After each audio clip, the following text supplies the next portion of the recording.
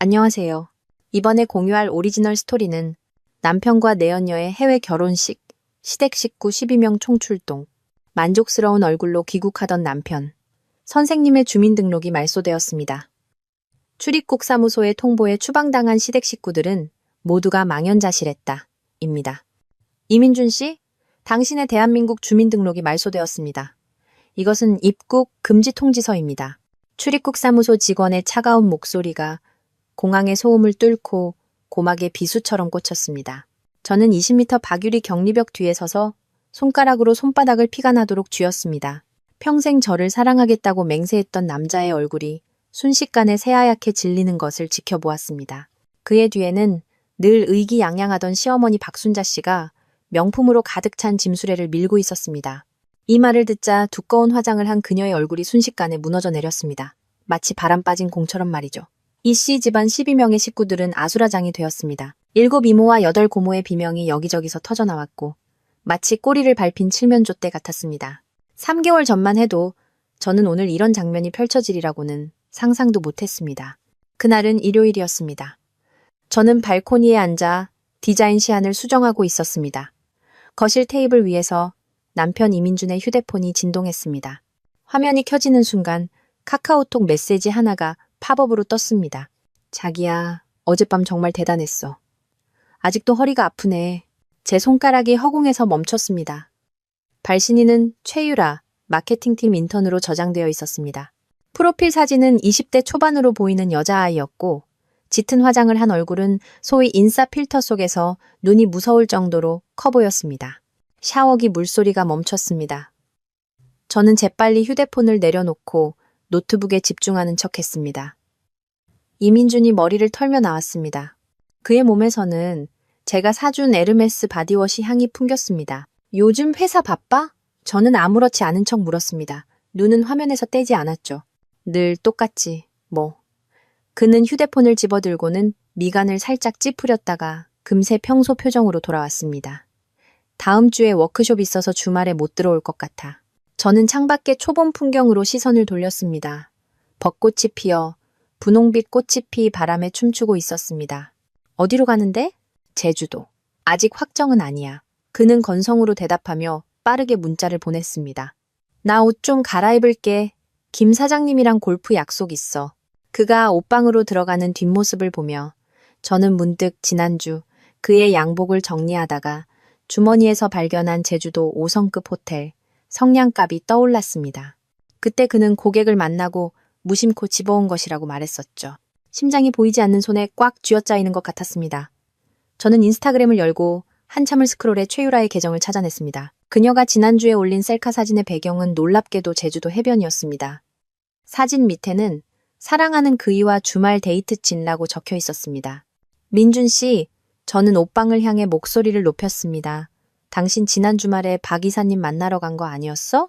근데 왜 최유라 씨 인스타그램엔 제주도에 있었다고 나오지? 안에서 옷걸이가 부딪히는 소리가 들렸습니다. 그가 나왔을 때 셔츠 단추조차 제대로 채우지 않은 상태였습니다. 아, 그 부서도 같이 갔어. 회사 전체 워크숍이었거든.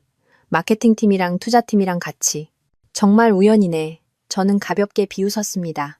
이민준의 표정이 굳어졌습니다. 김서연, 무슨 뜻이야? 아무 뜻 아니야. 저는 노트북을 닫았습니다. 그냥 회사에서 정말 워크숍을 기획했다면 공식 공지가 있었을 텐데 싶어서. 재무팀 지연 씨한테 한번 물어볼까? 그의 얼굴색이 변했습니다. 당신, 나 감시해? 그럴 필요가 있을까? 저는 일어서서 그와 눈을 맞췄습니다. 당신 스스로가 허점투성이인데 이민준의 휴대폰이 다시 울렸습니다. 그는 힐끗 보더니 재킷을 집어들고 밖으로 나갔습니다. 회사에 급한 일 생겼어. 저녁 기다리지 마. 문이 세차게 닫혔습니다. 저는 그 자리에 서서 엘리베이터가 내려가는 소리를 들었습니다. 문득 3년간 살았던 이 집이 끔찍하게 낯설게 느껴졌습니다.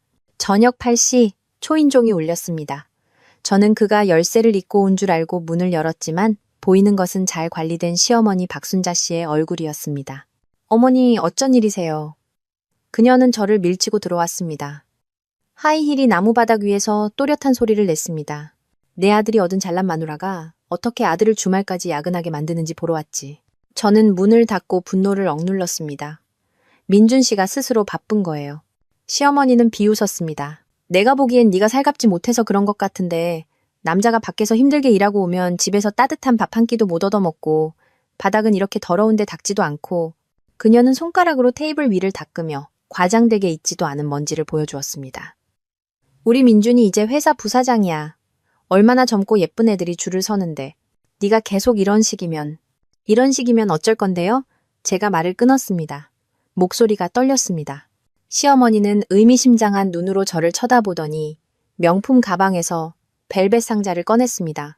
이건 내가 미래 손주 주려고 준비한 금수저인데 아쉽게도 그녀는 일부러 말을 끝맺지 않았지만 저는 그 뜻을 알 수 있었습니다. 결혼 5년 동안 제게는 아이가 없었습니다. 검사 결과는 분명 이민준의 정자 활동성이 낮다고 나왔지만 그의 입에서는 항상 제 문제였습니다. 차 한 잔 드릴게요. 저는 이 주제를 계속하고 싶지 않아 부엌으로 향했습니다. 됐다. 난 민준이 여권 가지러 온 거니까. 시어머니의 목소리가 등 뒤에서 따라왔습니다. 회사에서 임원들 해외 시찰 보낸대. 제 심장이 쿵 내려앉았습니다. 왜 본인이 직접 안 오고요? 바쁘니까. 너처럼 한가한 줄 알아? 그녀는 이미 우리 침실을 뒤지기 시작했습니다. 어디다 뒀어? 서재 금고 안에요. 저는 이를 악물고 말했습니다. 비밀번호는 그 사람 생일이에요. 그녀가 능숙하게 비밀번호를 누르고 여권을 꺼내는 것을 보며 저는 문득 이 집에서 제가 모르는 일이 아마 아는 일보다 훨씬 많을 거라는 사실을 깨달았습니다. 그날 밤 이민주는 정말 집에 돌아오지 않았습니다. 새벽 3시 그에게서 카카오톡 메시지 한 통이 왔습니다. 급하게 출장 왔어. 다음 주에 돌아갈게. 저는 휴대폰 화면이 저절로 꺼질 때까지 쳐다보았습니다. 어둠 속에서 뺨에 차가운 것이 흘러내리는 것을 느꼈습니다. 저도 모르는 사이에 눈물이 흐르고 있었던 겁니다. 저는 강남의 한 고급 오피스텔 건물 아래 서 있었습니다. 3월의 찬바람이 얼굴을 스쳤지만 아픔은 느껴지지 않았습니다. 손에 든 흥신소에서 보낸 사진들이 불에 댄 듯 뜨거웠습니다. 이민준이 최유라의 허리를 감싸고 로비로 들어가는 모습, 수천 번은 반복한 것처럼 자연스러웠습니다. 이 오피스텔은 월세가 최소 300만 원입니다. 남편분께서 회사 명의로 6개월치를 계약했더군요. 전화기 너머 탐정의 목소리는 날씨 이야기를 하듯 평온했습니다. 더 은밀한 사진이 필요하십니까? 돈을 추가하면 가능합니다.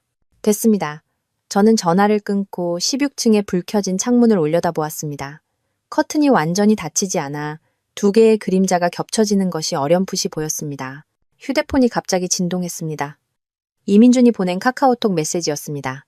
오늘 야근해. 기다리지 마. 저는 시야가 흐려질 때까지 화면을 뚫어지게 쳐다보았습니다. 반년 동안 이 메시지를 27번 받았습니다. 27번 모두 그는 이곳. 저보다 10살 어린 그 여자애의 침대에 있었습니다. 손톱이 손바닥을 깊게 파고들었습니다. 저는 길가에 서 있던 택시로 향했습니다. 차에 오르자 기사님이 백미러로 저를 쳐다보았습니다. 아가씨, 괜찮으세요? 그때서야 저는 눈물이 소리 없이 얼굴을 뒤덮었다는 것을 알았습니다. 압구정으로 가주세요. 저는 눈물을 닦으며 절친 강지혜의 집 주소를 말했습니다. 지혜는 잠옷 차림으로 문을 열어주었고 제 모습을 보자마자 저를 집 안으로 끌어당겼습니다. 그리고 독한 술 한 잔을 제 손에 쥐어주었습니다. 증거 찾았어? 저는 사진들을 테이블 위에 던졌습니다. 위스키가 목구멍을 태웠지만 가슴 속 얼음장 같은 마음을 녹이지는 못했습니다. 젠장. 지혜는 사진들을 보며 욕설을 내뱉었습니다. 이거 강남에 있는 그 연예인들 사는 오피스텔이잖아. 이민준 진짜 돈 많네. 저는 소파에 몸을 웅크렸습니다. 문득 반년 전 이민준이 강남 근처에 고객 접대용 숙소를 얻어야 한다고 말했던 것이 떠올랐습니다. 그때 저는 바보같이 채광이 좋다며 남양으로 고르라고 조언까지 해주었죠. 지혜가 제 옆에 앉아 저를 꼭 껴안았습니다. 서연아, 지금은 슬퍼할 때가 아니야. 증거를 모아서 너 자신을 지켜야 해. 증거. 저는 쓴웃음을 지었습니다. 그 다음엔 이혼? 그럼 아니야.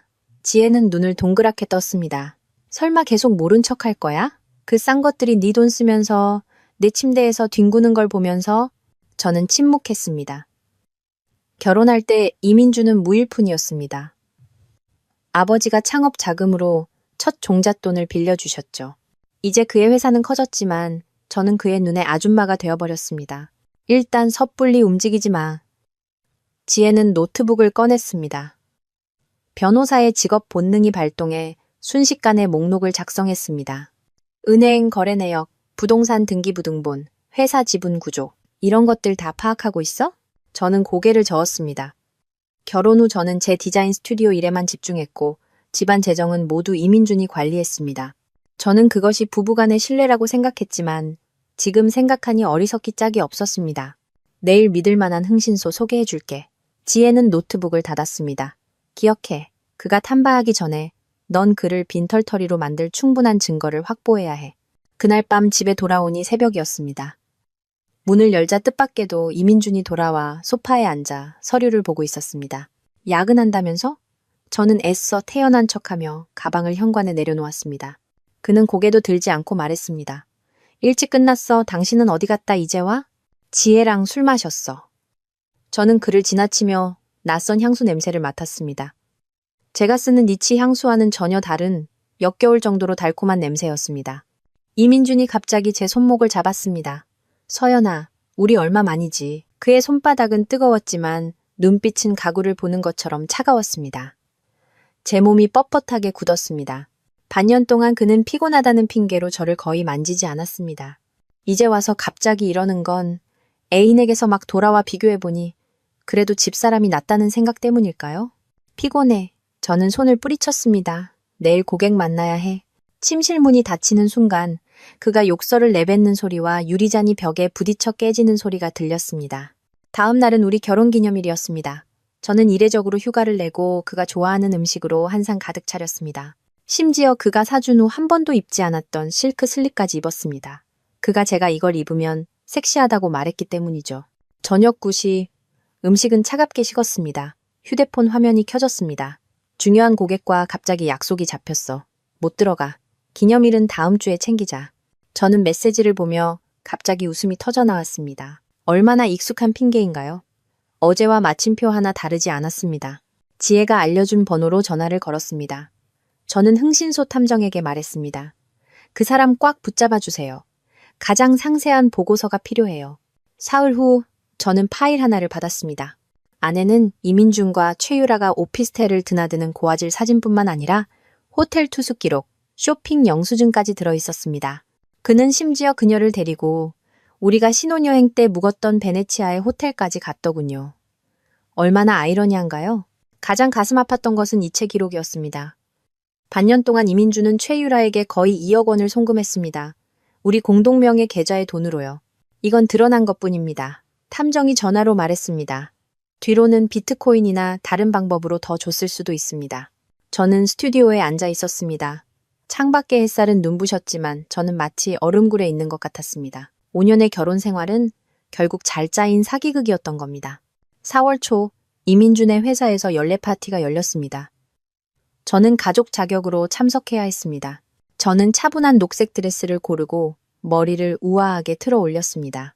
특히 그 여자 앞에서는 초라해 보일 수 없었습니다. 파티장은 화려했습니다. 부사장인 이민준은 무대 위에서 열변을 토하고 있었습니다. 저는 샴페인을 들고 사람들 사이를 훑어보며 금세 최유라를 찾아냈습니다. 그녀는 등이 거의 다 파인 빨간색 미니드레스를 입고 남자 동료들 사이에서 교태를 부리며 웃고 있었습니다. 제가 다가갔을 때 그녀는 목에 걸린 목걸이를 자랑하고 있었습니다. 제 숨이 순간 멎었습니다. 그것은 외할머니가 물려주신 유품인 루비 목걸이였습니다. 집 금고에 잠겨 있었어야 할 물건이었죠. 이 목걸이, 제 목소리가 떨리는 것이 느껴졌습니다. 최유라가 돌아섰습니다. 인조 속눈썹 아래의 눈은 도발적이었습니다. 예쁘죠? 민준 오빠가 생일 선물로 사줬어요. 주변이 순간 조용해졌습니다. 몇몇 여직원들이 눈빛을 교환했습니다. 그들의 관계를 모르는 사람은 저, 본처뿐이었던 겁니다. 정말 예쁘네요. 저는 억지로 미소를 지었습니다. 루비는 피부가 하얀 사람한테 잘 어울리죠. 근데 저는 일부러 가까이 다가갔습니다. 모조품은 모조품이네요. 보석 커팅이 정교하지 않고 체인도 너무 가벼워요. 최유라의 얼굴색이 변했습니다. 무슨 소리예요? 이거 진짜예요. 민준 오빠가 4천만 원이 넘는다고 했어요. 저는 샴페인을 한 모금 마시고 돌아섰습니다. 심장이 터져 나올 듯이 뛰었습니다. 그 목걸이는 틀림없는 진품이었습니다. 저는 보석 안쪽의 작은 흠집을 기억하고 있었습니다. 외할머니께서 그것이 이 목걸이만의 유일무이한 표식이라고 말씀하셨죠. 이민준이 어느새 제 곁으로 와 있었습니다. 그의 얼굴은 어두웠습니다. 유라한테 무슨 말 했어? 아무 말도. 저는 미소 지었습니다. 그냥 목걸이가 예쁘다고 칭찬했을 뿐이야. 그의 눈빛이 흔들렸습니다. 그거 모조품이야. 진짜는 집에 있어. 그래? 저는 그의 눈을 똑바로 쳐다보았습니다. 그럼 집에 가서 한번 봐야겠네. 이민주는 눈에 띄게 당황하며 술을 권하러 가야 한다는 핑계를 대고 서둘러 자리를 떴습니다. 저는 그가 최유라에게 다가가 구석에서 속삭이는 것을 보았습니다. 두 사람은 이따금씩 제 쪽을 쳐다보았습니다. 그 순간 저는 완전히 마음을 접었습니다. 집에 돌아오자마자 저는 금고로 달려갔습니다. 예상대로 목걸이가 담겨있던 벨벳 상자는 비어 있었습니다. 더 어처구니 없는 것은 비밀번호가 바뀌어 있었다는 점입니다. 이민주는 아마 잊었나 봅니다. 이 금고는 제가 산 것이고 제게는 예비 비밀번호가 있다는 사실을요. 금고를 다시 열자 목걸이뿐만 아니라 제가 수집했던 몇몇 보석들도 사라진 것을 발견했습니다. 가장 충격적인 것은 우리 혼인관계 증명서도 보이지 않았다는 점입니다. 침대 머리맡에서 이민준의 휴대폰이 갑자기 켜졌습니다. 예전에는 그의 휴대폰을 만지지 않았지만 지금은 주저없이 집어들었습니다. 잠금 화면 배경은 어느새 최유라의 셀카로 바뀌어 있었습니다. 몇 개의 비밀번호를 시도했지만 틀렸습니다. 마지막으로 최유라의 생일을 입력하자 잠금이 풀렸습니다. 카카오톡 대화방은 역겨울 정도로 노골적이었습니다. 최근 메시지를 보니 자기야, 우리 엄마가 가족들 비자 전부 해결했대. 다음 달이면 발리 가서 결혼식 올릴 수 있어. 그 아줌마 혼인 증명서는 내가 없애버렸으니까 발견해도 소용없을 거야. 저는 손을 떨며 앨범을 계속 넘겼습니다. 거기에는 최유라의 임신 진단서가 저장되어 있었습니다. 임신 8주. 날짜를 계산해보니 이민준이 가장 바쁘게 야근하기 시작했던 시점이었습니다. 욕실 물소리가 멈췄습니다. 저는 재빨리 휴대폰을 제자리에 놓고 침대를 정리하는 척했습니다. 이민준이 머리를 털며 나왔고 저를 보고는 눈에 띄게 놀랐습니다. 뭐하고 있어? 혼인관계증명서 찾고 있어. 저는 그의 눈을 똑바로 쳐다보았습니다. 회사에서 가족의료보험 신청해야 하는데 사본이 필요하대. 그의 표정이 굳어졌습니다. 아, 그거 내가 잘 챙겨뒀어. 내일 줄게. 그래, 저는 미소 지었습니다. 참, 금고에 있던 목걸이는 어디 갔어? 그 녹색 드레스랑 같이 하려고. 이민준의 목을대가 움직였습니다. 동료한테 촬영용으로 빌려줬어. 금방 돌려받을 거야. 어떤 동료? 저는 추궁했습니다. 최유라 씨? 그의 얼굴색이 싹 변했습니다. 무슨 뜻이야? 아무 뜻 아니야. 저는 욕실로 향했습니다. 오늘 그 사람이랑 아주 비슷한 걸 하고 있길래.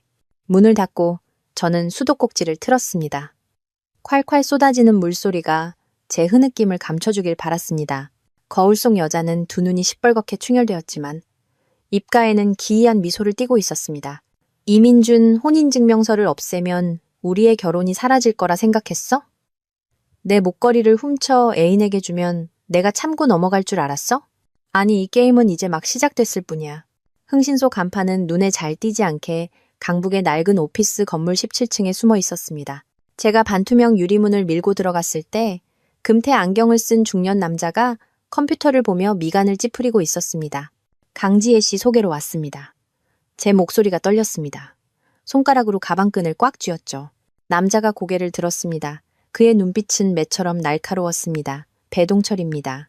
그는 맞은편 의자를 가리켰습니다. 앉으시죠. 남편분 일 때문에 오셨군요.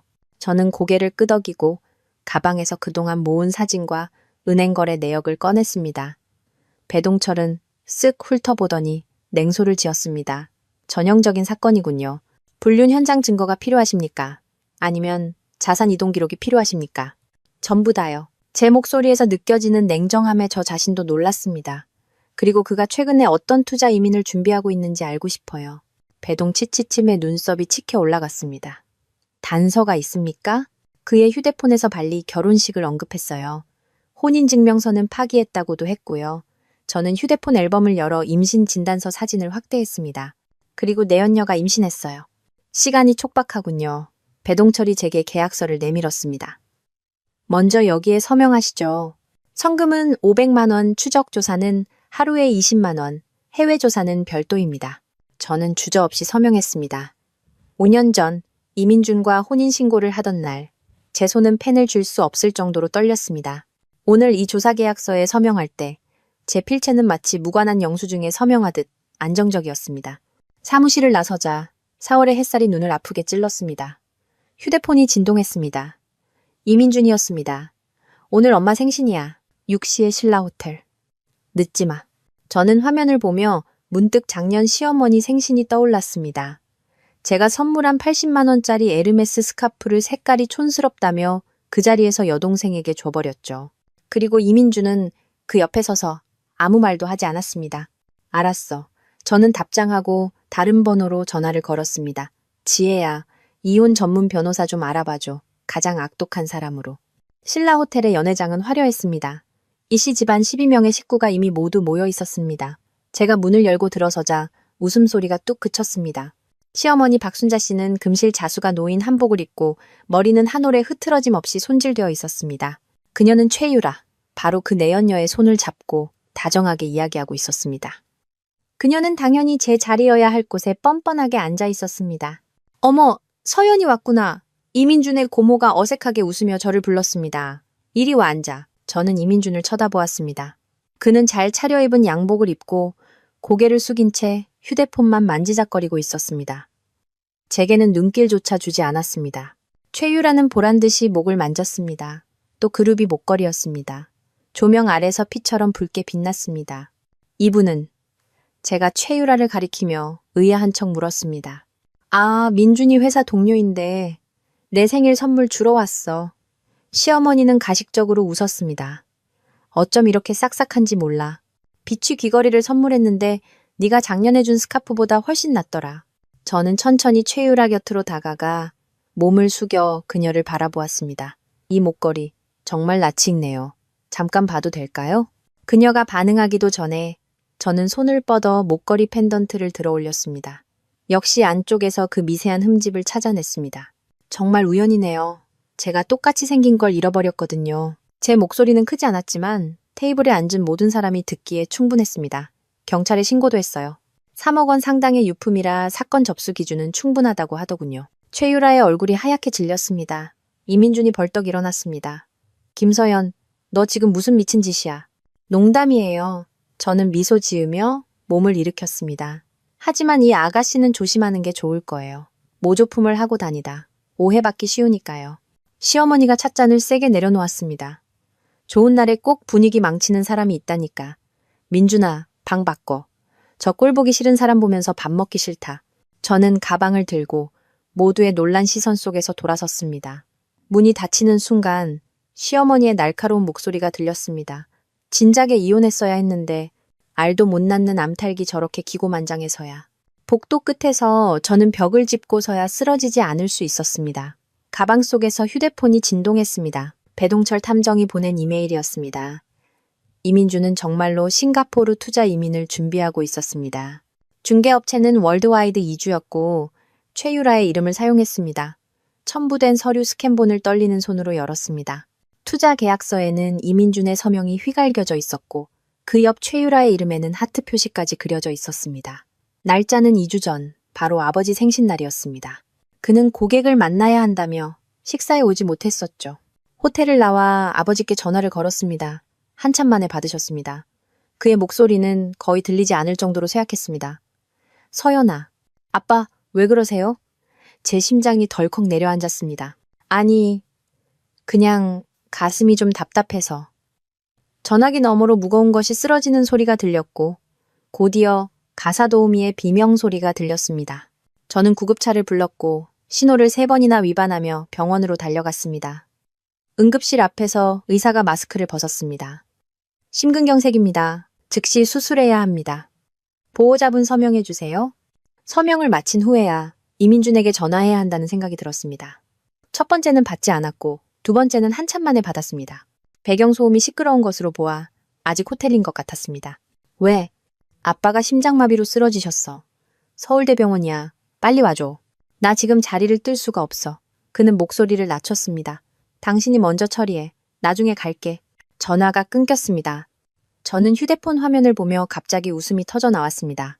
눈물이 나올 때까지 웃었습니다. 간호사가 걱정스러운 눈으로 저를 보며 티슈 한 묶음을 건넸습니다. 수술은 4시간 동안 계속되었습니다. 그동안 지혜가 와서 제 곁을 지켜주었고 그녀의 변호사 친구인 한채린 씨도 데려왔습니다. 정장을 입고 눈빛이 날카로운 여자였습니다.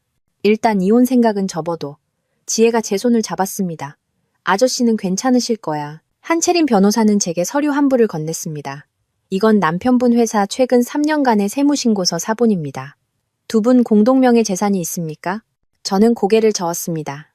결혼 후 이민주는 절세를 핑계로 부동산과 주식을 모두 시어머니 명의로 돌려놓았습니다. 그때는 상관없다고 생각했지만 지금 생각하니 정말 어리석었습니다. 일이 복잡해지겠군요. 한 변호사가 미간을 찌푸렸습니다. 그가 자산을 빼돌리고 있습니다. 싱가포르 투자 이민은 최소 200만 싱가포르 달러가 필요한데 그 돈이 어디서 났을까요? 저는 문득 지난달 이민준이 자산 구조를 최적화해야 한다며 제게 서류 몇 장에 서명해달라고 했던 것이 떠올랐습니다. 그때 저는 프로젝트 마감에 쫓겨보지도 않고 서명했습니다. 그게 무슨 서류였습니까? 한 변호사가 날카롭게 물었습니다. 몰라요. 저는 얼굴을 감쌌습니다. 제가 그 사람을 너무 믿었어요. 한 변호사와 지혜가 눈빛을 교환했습니다. 지금부터는 섣불리 움직이지 마세요. 저희가 자금 흐름을 추적하는 걸 도와드리겠습니다. 하지만 당신은 평소처럼 행동해야 합니다. 그때 의사가 나왔습니다. 수술은 성공적으로 끝났습니다. 환자는 안정이 필요합니다. 가족분들 들어가서 보실 수 있지만 너무 오래는 안 됩니다. 아버지는 침대에 누워 온몸에 관을 꽂고 있었습니다. 얼굴은 종이처럼 하얗게 질려 있었습니다. 저는 그의 손을 잡았습니다. 한때 제 손을 잡고 결혼식 버진로드를 걸었던 그 손이 지금은 무섭도록 차가웠습니다. 민준이는? 그가 힘겹게 물었습니다. 회사에 급한 일이 생겼대요. 저는 억지로 미소를 지었습니다. 내일 올 거예요. 아버지는 살며시 고개를 저었습니다. 너희. 무슨 문제 있는 거지? 저는 더 이상 참지 못하고 눈물을 쏟아냈습니다. 아버지가 힘겹게 손을 들어 제 눈물을 닦아주었습니다. 바보 같은 딸아, 울지 마라. 아빠가 있잖니. 그 순간 저는 결심을 했습니다. 다음 날 아침, 저는 은행으로 갔습니다. 창구 직원은 공동명의 계좌에 있던 8억 원이 지난주에 이체되었다고 알려주었습니다. 서명은 제 것이었습니다. 제가 급하게 서명했던 그 자산 최적화 서류였습니다. 어디로 갔는지 알 수 있을까요? 제가 묻자 직원은 고개를 저었습니다. 케이맨 제도의 한 계좌로 이체되었고 그 이후로는 추적이 불가능합니다. 은행을 나와 배동철 탐정에게 전화를 걸었습니다. 이민준과 최유라의 모든 동선 기록이 필요해요. 특히 해외 출국 계획이요. 마침 연락드리려던 참이었습니다. 배동철의 목소리는 흥분되어 있었습니다. 남편분께서 내일 출발하는 제주도행 비행기 표를 예매했습니다. 동행인은 최유라입니다. 저는 냉소했습니다. 아버지는 아직 중환자실에 있는데 그는 애인을 데리고 휴가를 갈 여유가 있군요. 집으로 돌아와 곧장 서재로 향했습니다. 이민준의 여권은 역시 금고에 없었습니다. 시어머니가 지난번에 가져간 후 돌려주지 않은 것입니다. 그의 컴퓨터를 켰습니다. 비밀번호가 바뀌어 있었습니다. 최유라의 생일을 시도했지만 틀렸습니다. 그들이 처음 만난 날짜를 입력하자 성공했습니다. 바탕화면은 깨끗했고 회사 자료라는 폴더 하나만 있었습니다. 클릭하자 숨이 멎었습니다. 안에는 온통 결혼식 장소 사진들 뿐이었습니다. 발리, 몰디브, 푸켓. 각 사진에는 가격과 예약 가능 날짜가 적혀 있었습니다. 가장 최근에 수정된 엑셀 파일의 제목은 하객 명단이었습니다. 이씨 집안 12명의 여권 정보가 나열되어 있었습니다. 가장 아이러니한 것은 파일 생성일이 바로 우리 결혼기념일이었다는 점입니다. 저는 모든 증거를 사진으로 찍었습니다. 컴퓨터를 끄려던 순간 오른쪽 하단에 암호화된 폴더 하나를 발견했습니다. 몇 개의 비밀번호를 시도했지만 열리지 않았습니다. 저는 파일 경로를 적어 지혜가 소개해준 IT 전문가에게 보냈습니다. 저녁에 이민준이 돌아왔을 때 저는 부엌에서 죽을 끓이고 있었습니다. 아버지가 깨어난 후 제가 끓인 생선죽이 드시고 싶다고 하셨거든요. 아버님은 어떠셔? 그는 신발을 갈아 신으며 물었습니다. 말투는 날씨를 묻는 것처럼 건성적이었습니다. 일단 안정되셨어? 저는 돌아보지 않았습니다. 당신 내일 제주도 간다며? 그의 행동이 멈칫했습니다. 어떻게 알았어? 그냥 짐작했지. 저는 죽을 저었습니다. 요즘 날씨가 좋아서 여행 가기 좋잖아. 이민준이 제 등 뒤로 다가왔습니다. 그에게서 그 달콤한 향수 냄새가 났습니다. 회사 임원 워크숍이야. 가족 동반은 안 된대. 그래? 저는 불을 끄고 그를 똑바로 쳐다보았습니다. 그럼 최유라 씨는 왜 갈 수 있는 건데? 그의 얼굴색이 변했습니다. 당신 나 감시했어? 그럴 필요가 있을까? 저는 휴대폰을 꺼내 배동철이 보낸 녹음 파일을 재생했습니다. 이민준의 목소리가 선명하게 들렸습니다. 유라야, 내일 제주도에서 봐. 네가 인스타에서 봤던 그 바닷속 스위트룸 예약했어. 이민준이 휴대폰을 확 낚아챘습니다. 김서연, 너 도대체 뭘 원하는 거야? 이혼. 저는 차분하게 말했습니다. 그는 잠시 멍하니 있다가 이내 냉소했습니다. 이혼? 네가 뭘 믿고? 직업도 없고 수입도 없고 애도 못 낳는 주제에 법원이 재산을 너한테 줄 것 같아? 두고 보면 알겠지. 저는 앞치마를 풀었습니다. 아, 그리고 깜빡했는데 우리 아빠 주치애가 지혜 약혼자야. 만약 그 사람이 장인이 위독할 때 사위가 애인이랑 휴가 간 걸 알면 어떻게 생각할까? 이민준의 얼굴이 흑빛으로 변했습니다. 그는 갑자기 손을 치켜들었습니다. 저는 움직이지 않고 차갑게 그를 쳐다보았습니다. 결국 그는 손을 내리고 재킷을 집어들고 문을 박차고 나갔습니다. 저는 죽을 담아 차를 몰아 병원으로 갔습니다. 가는 길에 배동철에게서 메시지가 왔습니다. 암호화된 파일이 풀렸다고 했습니다. 안에는 싱가포르 부동산 구매 계약서가 있었고 서명란에는 이민준과 최유라의 이름이 나란히 적혀 있었습니다. 날짜는 다음 달이었습니다. 그들은 아버지가 위독한 틈을 타 거래를 완료할 계획이었던 겁니다. 병원 복도는 텅 비어 있었습니다. 제 발소리가 심장소리처럼 울렸습니다. 아버지는 일반 병실로 옮겨져 있었습니다. 저를 보시더니 힘겹게 몸을 일으키셨습니다. 이 밤중에 웬일이냐. 죽 좀 가져왔어요. 저는 눈물을 억지로 참고 한 숟가락 떠서 시켰습니다. 조심해서 드세요. 뜨거워요. 아버지는 두어 숟가락 드시더니 갑자기 제 손을 잡았습니다. 서연아, 아빠도 이제 늙었다. 널 언제까지 지켜줄 수 있을지 모르겠구나. 만약 결혼 생활이 행복하지 않다면 억지로 참지 마라. 저는 더 이상 참지 못하고 아버지 어깨에 기대어 통곡했습니다. 실컷 운 뒤 저는 고개를 들어 눈물을 닦았습니다. 아빠, 저 이혼할 거예요. 하지만 그들이 편하게 살도록 두지는 않을 거예요. 아버지는 한참 동안 저를 바라보다가 천천히 고개를 끄덕였습니다. 필요한 게 있으면 뭐든지 말하거라. 아빠가 도와주마. 아빠가 빨리 건강해지시는 것만으로도 충분해요. 저는 억지로 미소를 지었습니다. 나머지는 제가 계획이 있어요. 창밖은 먹물처럼 어두웠습니다. 폭풍이 오고 있었습니다. 그리고 이번에는 저는 더 이상 피하지 않을 것입니다. 탐정 배동철의 사무실은 담배 연기로 자욱했습니다. 그는 담배를 문 채 사진 한 묶음을 제 앞으로 밀었습니다. 몰디브, 포시즌스 리조트. 당신 남편이 예약한 결혼식 장소입니다. 다음 달 15일. 저는 가장 위에 있는 사진을 집어들었습니다. 푸른 바다와 하늘 아래 펼쳐진 백사장, 하트 모양의 꽃 아치가 이미 세워져 있었고 그 옆에는 이민준 다여 최유라, 영원한 사랑이라고 적힌 팻말이 서 있었습니다. 비용이 만만치 않더군요. 배동철이 담뱃재를 털었습니다. 2박 3일 패키지가 하나로 6천만 원이 넘습니다. 두 분 공동명의 계좌에서 결제됐고요. 저는 다른 사진들을 넘겨보았습니다. 이민준과 최유라가 웨딩드레스를 입어보는 사진, 시어머니 박순자 씨가 보석가게에서 반지를 고르는 사진, 심지어 이 씨 집안 12명이 다 함께 여권을 만들러 간 단체 사진까지 있었습니다. 모두의 얼굴에는 행복한 미소가 가득했습니다. 마치 이 어처구니 없는 중혼이 온 가족이 축하할 만한 대단한 경사인 것처럼요. 더 충격적인 것도 있습니다. 배동철이 노트북을 열었습니다.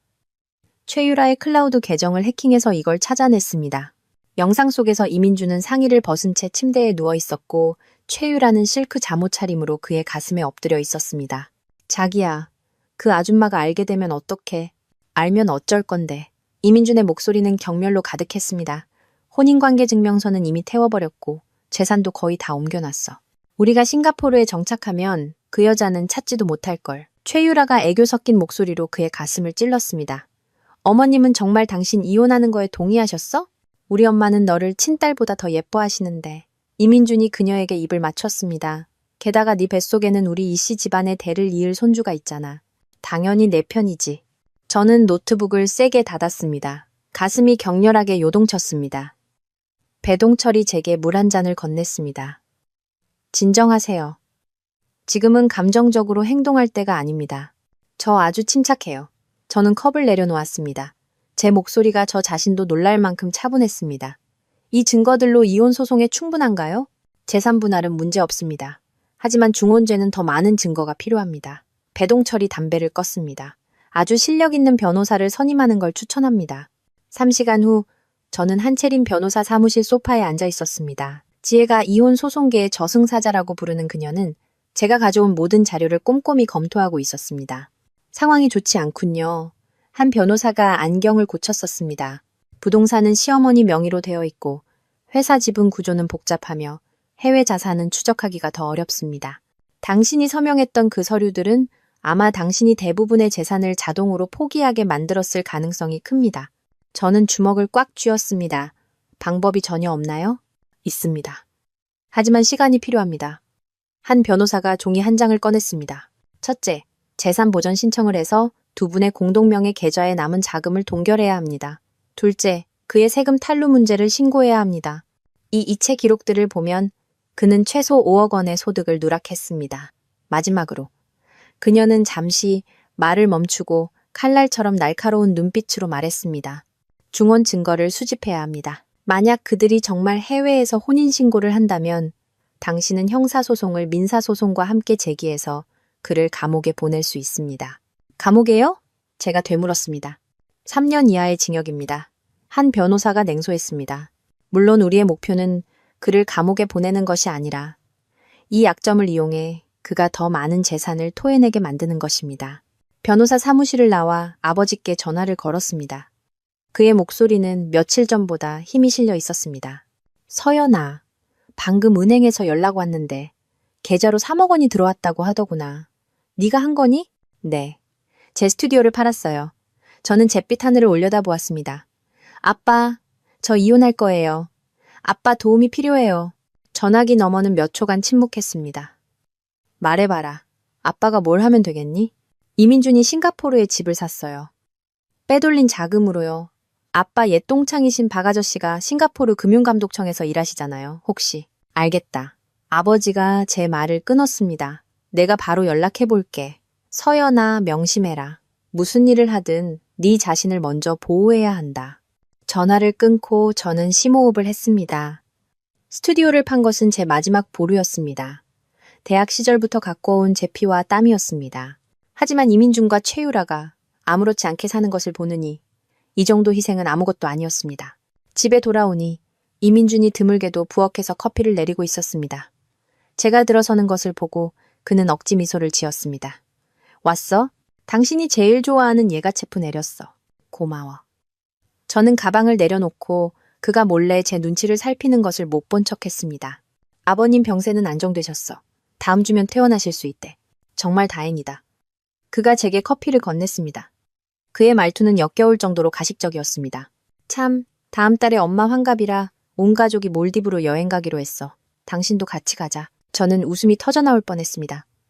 그들은 정말 저를 바보로 아는 걸까요? 좋아. 저는 커피를 한 모금 마셨습니다. 뭘 준비해야 해? 아무것도. 내가 다 알아서 했어. 그는 눈에 띄게 안심하는 듯 했습니다. 다만 비자 때문에 혼인관계 증명서가 필요할 수도 있는데 금고에 있잖아? 제가 의아한 척 물었습니다. 이민준의 표정이 굳어졌습니다. 아, 그게. 지난번에 이사하면서 잃어버렸나 봐. 괜찮아. 주민센터에서 재발급받을 수 있으니까 내가 내일 바로 갈게. 그래. 저는 미소 지었습니다. 참, 회사 요즘 어때? 좋아. 그의 눈빛이 흔들렸습니다. 다만 자금 회전이 좀 어려워서 집을 담보로 대출받아야 할 것 같아. 저는 속으로 비웃었습니다. 이 집은 비록 시어머니 명의지만 구매 자금은 우리 결혼 후 공동으로 낸 돈이었습니다. 은행 거래 내역이 증거로 있었죠. 이제 와서 담보로 돈을 빼내려 하다니 어림도 없지. 내가 도와줄까? 저는 걱정스러운 표정을 지었습니다. 스튜디오에 아직 유동자금이 좀 있는데. 아니야. 그는 서둘러 손을 저었습니다. 내가 해결할 수 있어. 당신은 아버님이나 잘 돌봐드려. 밤에 저는 자는 척했습니다. 이민준이 조용히 일어나 서재로 가는 소리가 들렸습니다. 몇 분 후 그가 목소리를 낮춰 통화하는 소리가 들렸습니다. 유라야, 해결됐어. 그 바보 같은 여자가 혼인증명서 재발급받는 거에 동의했어. 걱정 마. 내가 잘 지켜볼게. 싱가포르 집은 다음 달이면 우리 명의로 넘어올 거야. 그가 침실로 돌아왔을 때 저는 등을 돌린 채 날이 밝을 때까지 눈을 뜨고 있었습니다. 다음 날 아침, 저는 곧장 주민센터로 향했습니다. 직원은 조회를 마친 후 제게 말했습니다. 두 분의 혼인관계 증명서는 파기되지 않았습니다.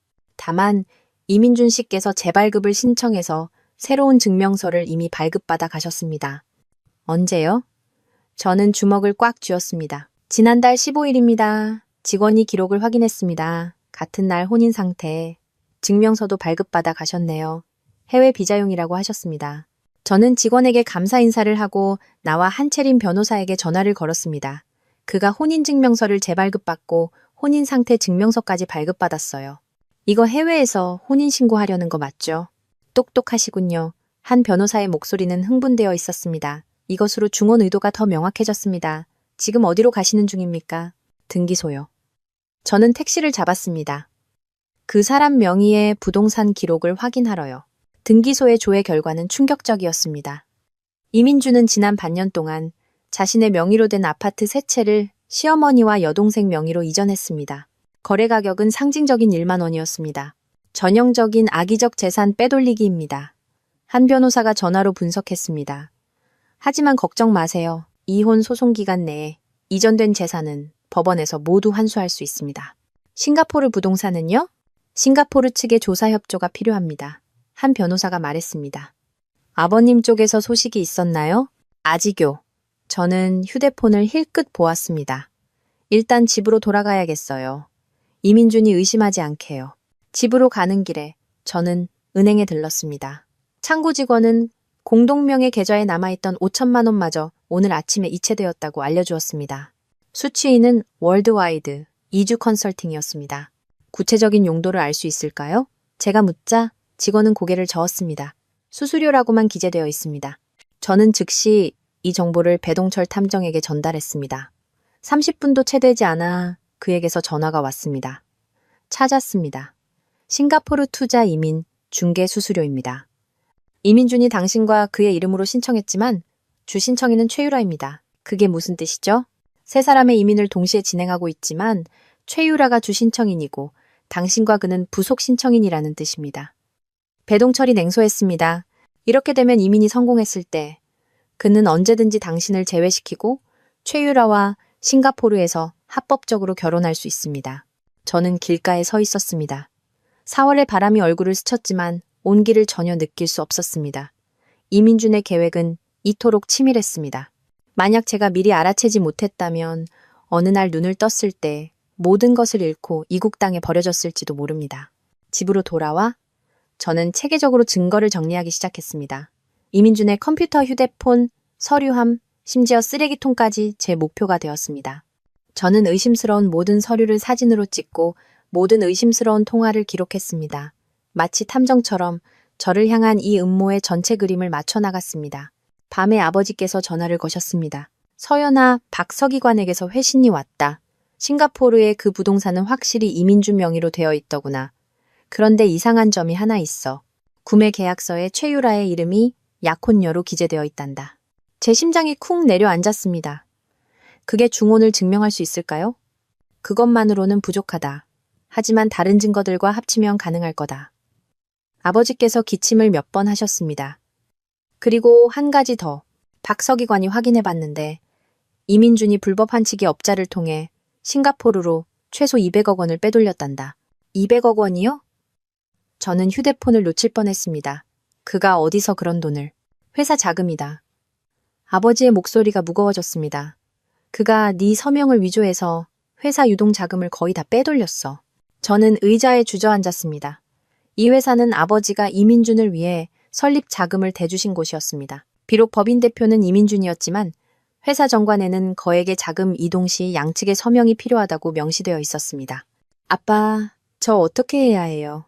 일단 섣불리 움직이지 마라. 아버지의 목소리가 갑자기 단호해졌습니다.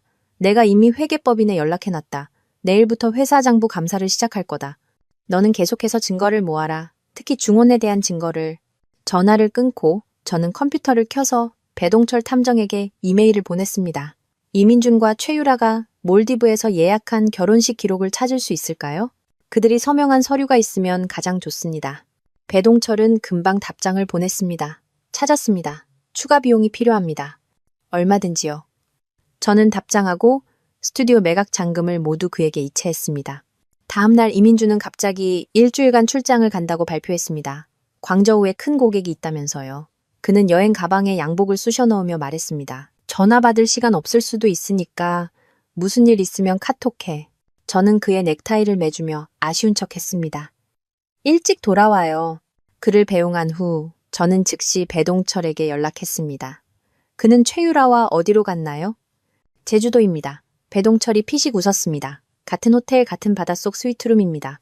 저는 냉소하며 국세청 신고센터에 전화를 걸었습니다. 탈세 신고 좀 하려고 하는데요. 인천국제공항 국제선 출발 로비는 사람들로 붐볐습니다. 저는 기둥 뒤에 서서 이씨 집안 12명이 둘러앉아 웃고 떠드는 모습을 지켜보았습니다. 이민주는 새로 산 짙은 남색 양복을 입고 있었고 최유라는 하얀색 원피스를 입고 배가 살짝 불러 있었습니다.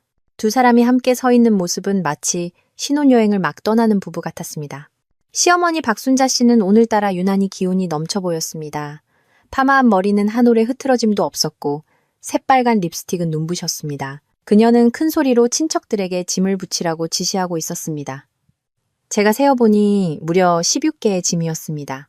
그중 몇몇 루이비통 여행 가방은 작년에 제가 파리에서 함께 사들인 것이었습니다. 어머니, 이 가방은 어디에 둘까요? 이민준의 여동생 이민지가 에르메스 핸드백을 들어 보였습니다. 그것은 제가 작년에 그녀에게 준 생일 선물이었습니다. 기내에 들고 타야지. 잃어버리면 어쩌려고 그래? 시어머니가 가방을 확 낚아채더니 가죽의 주름을 조심스럽게 폈습니다. 이거 진짜 가죽이야. 몇백만 원짜리라고. 저는 피맛이 느껴질 때까지 아래 십수를 꽉 깨물었습니다. 제가 진심으로 고른 이 선물들이 이제는 그들의 배신 여행의 짐이 되어버렸습니다.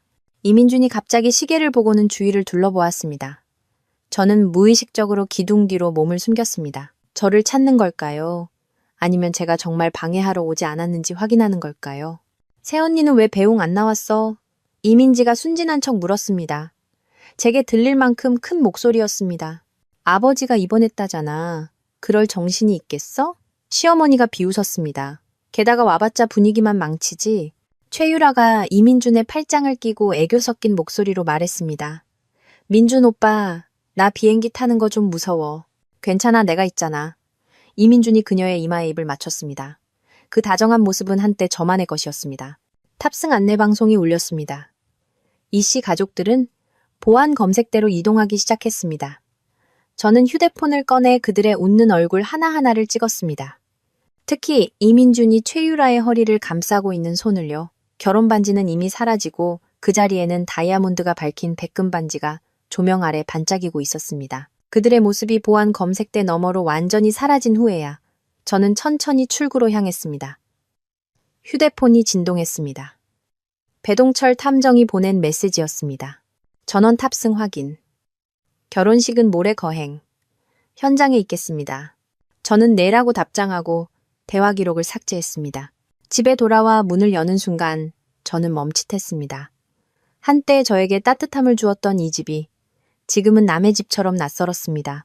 거실 벽에는 아직 우리의 웨딩 사진이 걸려 있었습니다. 이민준이 제 허리를 감싸고 눈부시게 환하게 웃고 있었습니다. 저는 의자를 가져와 액자를 내렸습니다. 그리고 힘껏 바닥에 내리쳤습니다. 유리가 깨지는 소리가 상쾌하게 울려 퍼졌습니다. 사진 속 웃는 얼굴은 균열로 둘로 나뉘었습니다. 저는 조각난 사진을 잘라내 반으로 찢었습니다. 그리고 금고를 열어 이민준의 반쪽을 그 안에 던져 넣었습니다. 가짜 목걸이, 가짜 시계, 가짜 약속들과 함께 잠가버렸습니다. 금고 가장 아래층에는 서류 봉투가 하나 있었습니다. 안에는 지난 3개월 동안 제가 모은 모든 증거가 들어 있었습니다. 사진, 녹음 파일, 은행 거래 내역, 부동산 기록, 그리고 아버지가 주신 회사 감사 보고서까지요. 거기에는 이민준이 200억 원 이상의 공금을 횡령했다는 사실이 명확히 적혀 있었습니다. 저는 바닥에 앉아 이 서류들을 정리하기 시작했습니다. 종류별로 분류하고 라벨을 붙였습니다. 한채린 변호사는 법정은 눈물이 아닌 증거만을 인정한다고 말했습니다. 저는 모든 증거가 반박의 여지가 없도록 확실히 해야 했습니다. 갑자기 전화벨이 울렸습니다. 지혜였습니다. 서연아, 어디야? 내가 뭘 좀 찾아냈는데 너 꼭 봐야 해. 30분 후 저는 지혜의 사무실에 앉아 그녀의 컴퓨터 화면에 떠 있는 복잡한 자금 흐름도를 보고 있었습니다. 이민주는 회사 자금을 빼돌린 것뿐만이 아니었어. 지혜가 몇 개의 붉은 선을 가리켰습니다. 그는 불법 환치기 업자를 통해 싱가포르로 돈 세탁도 했어. 더 역겨운 건 그녀가 파일을 하나 열었습니다. 그들의 몰디브에서의 모든 소비는 너희 공동명의 계좌로 결제됐다는 거야. 저는 호텔 청구서, 웨딩드레스, 대여, 결혼반지, 구매 기록 등을 뚫어지게 쳐다보았습니다. 모든 항목이 심장을 찌르는 칼날 같았습니다. 이 돈에는 제 스튜디오의 수익금, 제가 밤새워 디자인 시안을 그려본 피땀 어린 돈이 포함되어 있었습니다. 계좌 동결할 수 있어? 제 목소리는 제 것이 아닌 것처럼 차분했습니다. 이미 늦었어. 지혜가 한숨을 쉬었습니다. 계좌 잔액은 몇십만 원밖에 남지 않았어. 하지만 걱정 마. 이 소비 기록들이 바로 증거야. 이혼할 때 법원이 그 돈을 토해내게 할 거야. 그녀가 제게 따뜻한 차 한 잔을 건넸습니다. 그리고 한 가지 더. 마음의 준비를 하는 게 좋을 거야. 저는 컵을 꽉 쥐고 말했습니다. 말해. 지혜가 소셜미디어를 열었습니다. 최유라의 계정이 눈에 띄었습니다. 가장 최근 업데이트는 웨딩 사진이었습니다. 그녀는 등이 파인 머메이드 드레스를 입고 있었고 이민준이 뒤에서 그녀를 감싸 안고 있었습니다. 두 사람은 석양 아래 해변에서 키스하고 있었습니다. 사진 밑에는 드디어 당신을 만났어요. 나의 이부인, 몰디브 웨딩, 진정한 사랑은 이긴다라고 적혀 있었습니다. 제 손가락이 제멋대로 떨렸습니다. 뜨거운 차가 손등에 쏟아졌지만 아픔은 느껴지지 않았습니다. 캡처해서 저장했어? 저는 컵을 내려놓았습니다. 지혜가 고개를 끄덕였습니다. 전부 증거 수집했고 플랫폼에 공증 신청까지 해놨어. 서연아, 너 괜찮아? 괜찮아. 저는 심호흡을 했습니다. 그들이 더 떠벌릴수록 증거는 더 확실해지는 거니까. 집에 돌아오니 깊은 밤이었습니다. 샤워를 하고 침대에 누웠지만 잠이 오지 않았습니다. 휴대폰이 켜졌습니다. 배동철 탐정이 보낸 암호화된 이메일이었습니다. 현장 사진. 확인 바랍니다. 저는 첨부 파일을 열었습니다. 첫 번째 사진은 이민준과 최유라가 결혼식 현장에서 찍은 단체 사진이었습니다. 그들은 꽃아치 아래 서 있었고 등 뒤로는 푸른 인도양이 펼쳐져 있었습니다. 이 씨 집안 12명이 양옆으로 늘어서서 모두의 얼굴에는 축복의 미소가 가득했습니다.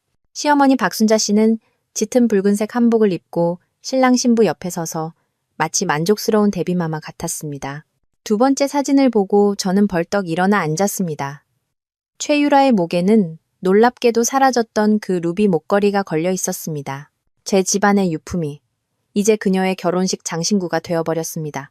저는 한 장 한 장 사진을 넘겨보았습니다. 가슴이 찢어지는 듯 했지만 이상할 정도로 정신은 맑았습니다. 이민준이 최유라에게 결혼 반지를 끼워주는 다정한 모습, 케이크를 자를 때의 달콤한 모습, 키스할 때의 황홀한 모습. 모든 순간이 전문 카메라에 포착되어 이제 그의 중혼에 대한 명백한 증거가 되었습니다. 마지막 사진에서 이민준은 해변에 서서 샴페인을 들고 카메라를 향해 건배하고 있었습니다. 그의 얼굴에는 더위 영양함이 가득했습니다. 그는 자신이 이미 이겼다고 확신하는 것 같았습니다. 성공적으로 조강지처를 버리고 애인과 온 가족을 데리고 새로운 삶을 시작했다고 말이죠. 저는 컴퓨터를 끄고 발코니로 나갔습니다. 5월의 밤바람에 꽃향기가 실려왔습니다. 멀리 도시의 불빛이 별처럼 반짝였습니다. 이 밤, 얼마나 많은 사람들이 저처럼 외로운 어둠 속에 서서 다른 사람의 행복을 바라보고 있을까요? 휴대폰이 다시 진동했습니다. 한채린 변호사가 보낸 메시지였습니다. 이민국에서 신고를 접수했습니다. 세무조사는 내일 이민준 씨 회사에 들어갑니다. 그쪽 진행 상황은 어떻습니까? 저는 중혼 현장 사진 확보, 기타 증거 정리 중이라고 답장했습니다. 한 변호사는 금방 회신했습니다. 좋습니다. 기억하세요. 그들이 무슨 짓을 하든 침착함을 유지하세요. 분노는 실수를 부르고 우리에게는 완벽한 증거 사슬이 필요합니다. 저는 휴대폰을 내려놓고 밤하늘의 달을 바라보았습니다. 내일 이민준과 최유라는 몰디브에서 깨어나 신혼생활을 즐길 것입니다. 그리고 저는 총성 없는 전쟁을 시작할 것입니다. 이번에는 더 이상 눈물을 흘리지 않을 겁니다. 그 눈물은 그들이 피로 갚게 만들 것입니다. 발리 하늘은 눈부시게 파랗습니다. 햇살이 불가리 리조트의 인피니티 풀에 쏟아져 다이아몬드처럼 반짝입니다. 저는 한채린 변호사 사무실 회의실에 앉아 배동철 탐정이 보내온 실시간 영상을 보고 있습니다. 이민주는 흰색 정장을 입고 꽃아치 아래서 그의 신부를 기다리고 있습니다. 정말 돈을 아끼지 않았군요. 한 변호사가 안경을 고쳤었습니다. 화면에 보이는 화려한 결혼식장을 가리키며 말했습니다. 이 장소 대여료만 최소 2천만 원입니다. 장식 비용은 제외하고요. 저는 화면을 뚫어지게 쳐다보았습니다. 손톱이 어느새 손바닥을 파고들고 있었습니다. 영상 속에서 최유라는 베라왕에 맞춤 웨딩드레스를 입고 12명의 화동을 앞세워 천천히 이민준에게 걸어가고 있었습니다. 그녀의 배는 살짝 불러 있었지만 일부러 더 내밀어 마치 온 세상에 자신의 승리를 선포하는 듯 했습니다. 이씨 집안 12명 다 왔네요. 제가 물었습니다. 한 변호사가 고개를 끄덕였습니다. 전원 참석했습니다. 저기 보세요. 박순자 씨는 첫 줄에 앉아서 국화꽃처럼 활짝 웃고 있네요. 카메라가 하객석을 비추자 역시 시어머니 박순자 씨가 짙은 붉은색 한복을 입고 가슴에 붉은 꽃을 단 채 만면에 미소를 띠고 있었습니다. 이민준의 고모, 외삼촌, 사촌 형제자매들 모두 화려하게 차려입고 휴대폰을 들고 연신 사진을 찍고 있었습니다. 이민준에게 서울에 합법적인 아내가 있다는 사실을 기억하는 사람은 아무도 없었습니다. 그들은 여전히 공동명의 계좌에 돈을 쓰고 있어요. 한 변호사가 제게 은행 거래 내역서를 건넸습니다. 어제 또 3천만 원을 결제했네요. 웨딩업체 잔금 지급용으로요. 저는 청구서를 받아들고 익숙한 계좌번호를 보았습니다. 위가 뒤틀리는 것 같았습니다. 이 계좌에는 제 스튜디오의 3년치 수익이 들어있었습니다. 이제는 그들의 사치스러운 결혼식의 현금 인출기가 되어버렸습니다. 서류는 다 준비됐나요? 저는 심호흡을 하고 영상에서 시선을 떼었습니다. 한 변호사가 책상 위에 두꺼운 서류 뭉치를 탁탁 쳤습니다. 이민국, 국세청, 경찰서, 금융감독원, 모든 신고 서류가 준비됐습니다. 정말 오늘 제출하시겠습니까? 오늘이요. 저는 시계를 힐끗 보았습니다. 그들의 결혼식이 막 시작됐으니 국내에서 서류를 접수할 때쯤이면 그들의 첫날 밤이겠네요. 한 변호사가 웃었습니다. 독하시네요. 마음에 듭니다. 우리는 각자 행동하기로 했습니다. 한 변호사는 국세청과 경찰서로, 저는 곧장 출입국 관리사무소로 향했습니다. 저를 맞이한 중년 여성 공무원은 제가 제출한 자료를 꼼꼼히 읽으며 미간을 점점 더 찌푸렸습니다. 이민준 씨가 중혼 혐의가 있고 투자 이민을 진행 중이군요. 그녀는 결혼식 사진과 싱가포르 부동산 계약서를 넘겨보며 말했습니다. 간입의 밖으로 나왔네요. 제 서명을 위조해서 자산을 빼돌리기도 했습니다. 제가 덧붙였습니다. 이것은 은행 거래 내역과 필적 감정 보고서입니다. 여성 공무원은 서류를 받아들고 동정 어린 눈빛으로 저를 보았습니다. 즉시 조사에 착수하겠습니다. 만약 그가 정말 해외에서 혼인신고를 했다면 이민 신청이 거부될 뿐만 아니라 기존 여권도 말소될 수 있습니다. 그게 바로 제가 원하는 겁니다. 제가 미소 지으며 말했습니다. 출입국 관리사무소를 나와 저는 금융감독원으로 향했습니다. 접수 직원은 제가 돈 세탁과 불법 자산 이전을 신고하러 왔다고 하자 저를 곧장 처장실로 안내했습니다. 자료가 아주 충분하군요.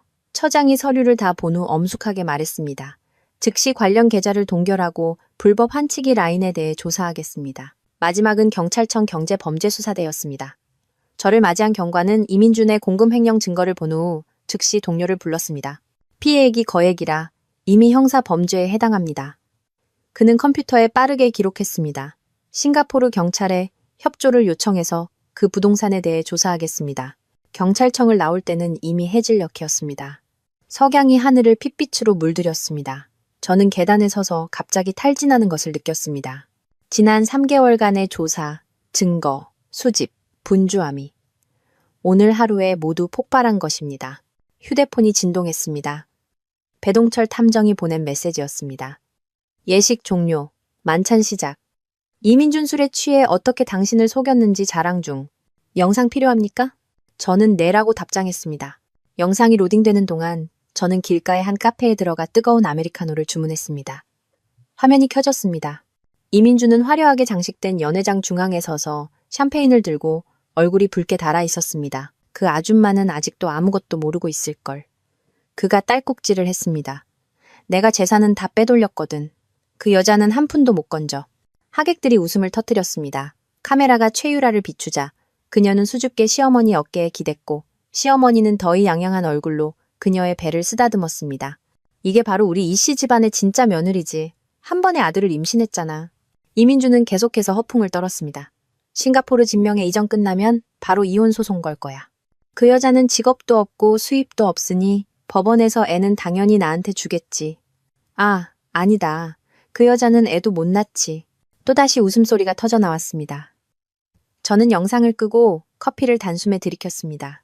쓴 액체가 목구멍을 타고 흘렀지만 마음속 1만 분의 1의 쓴맛에도 미치지 못했습니다.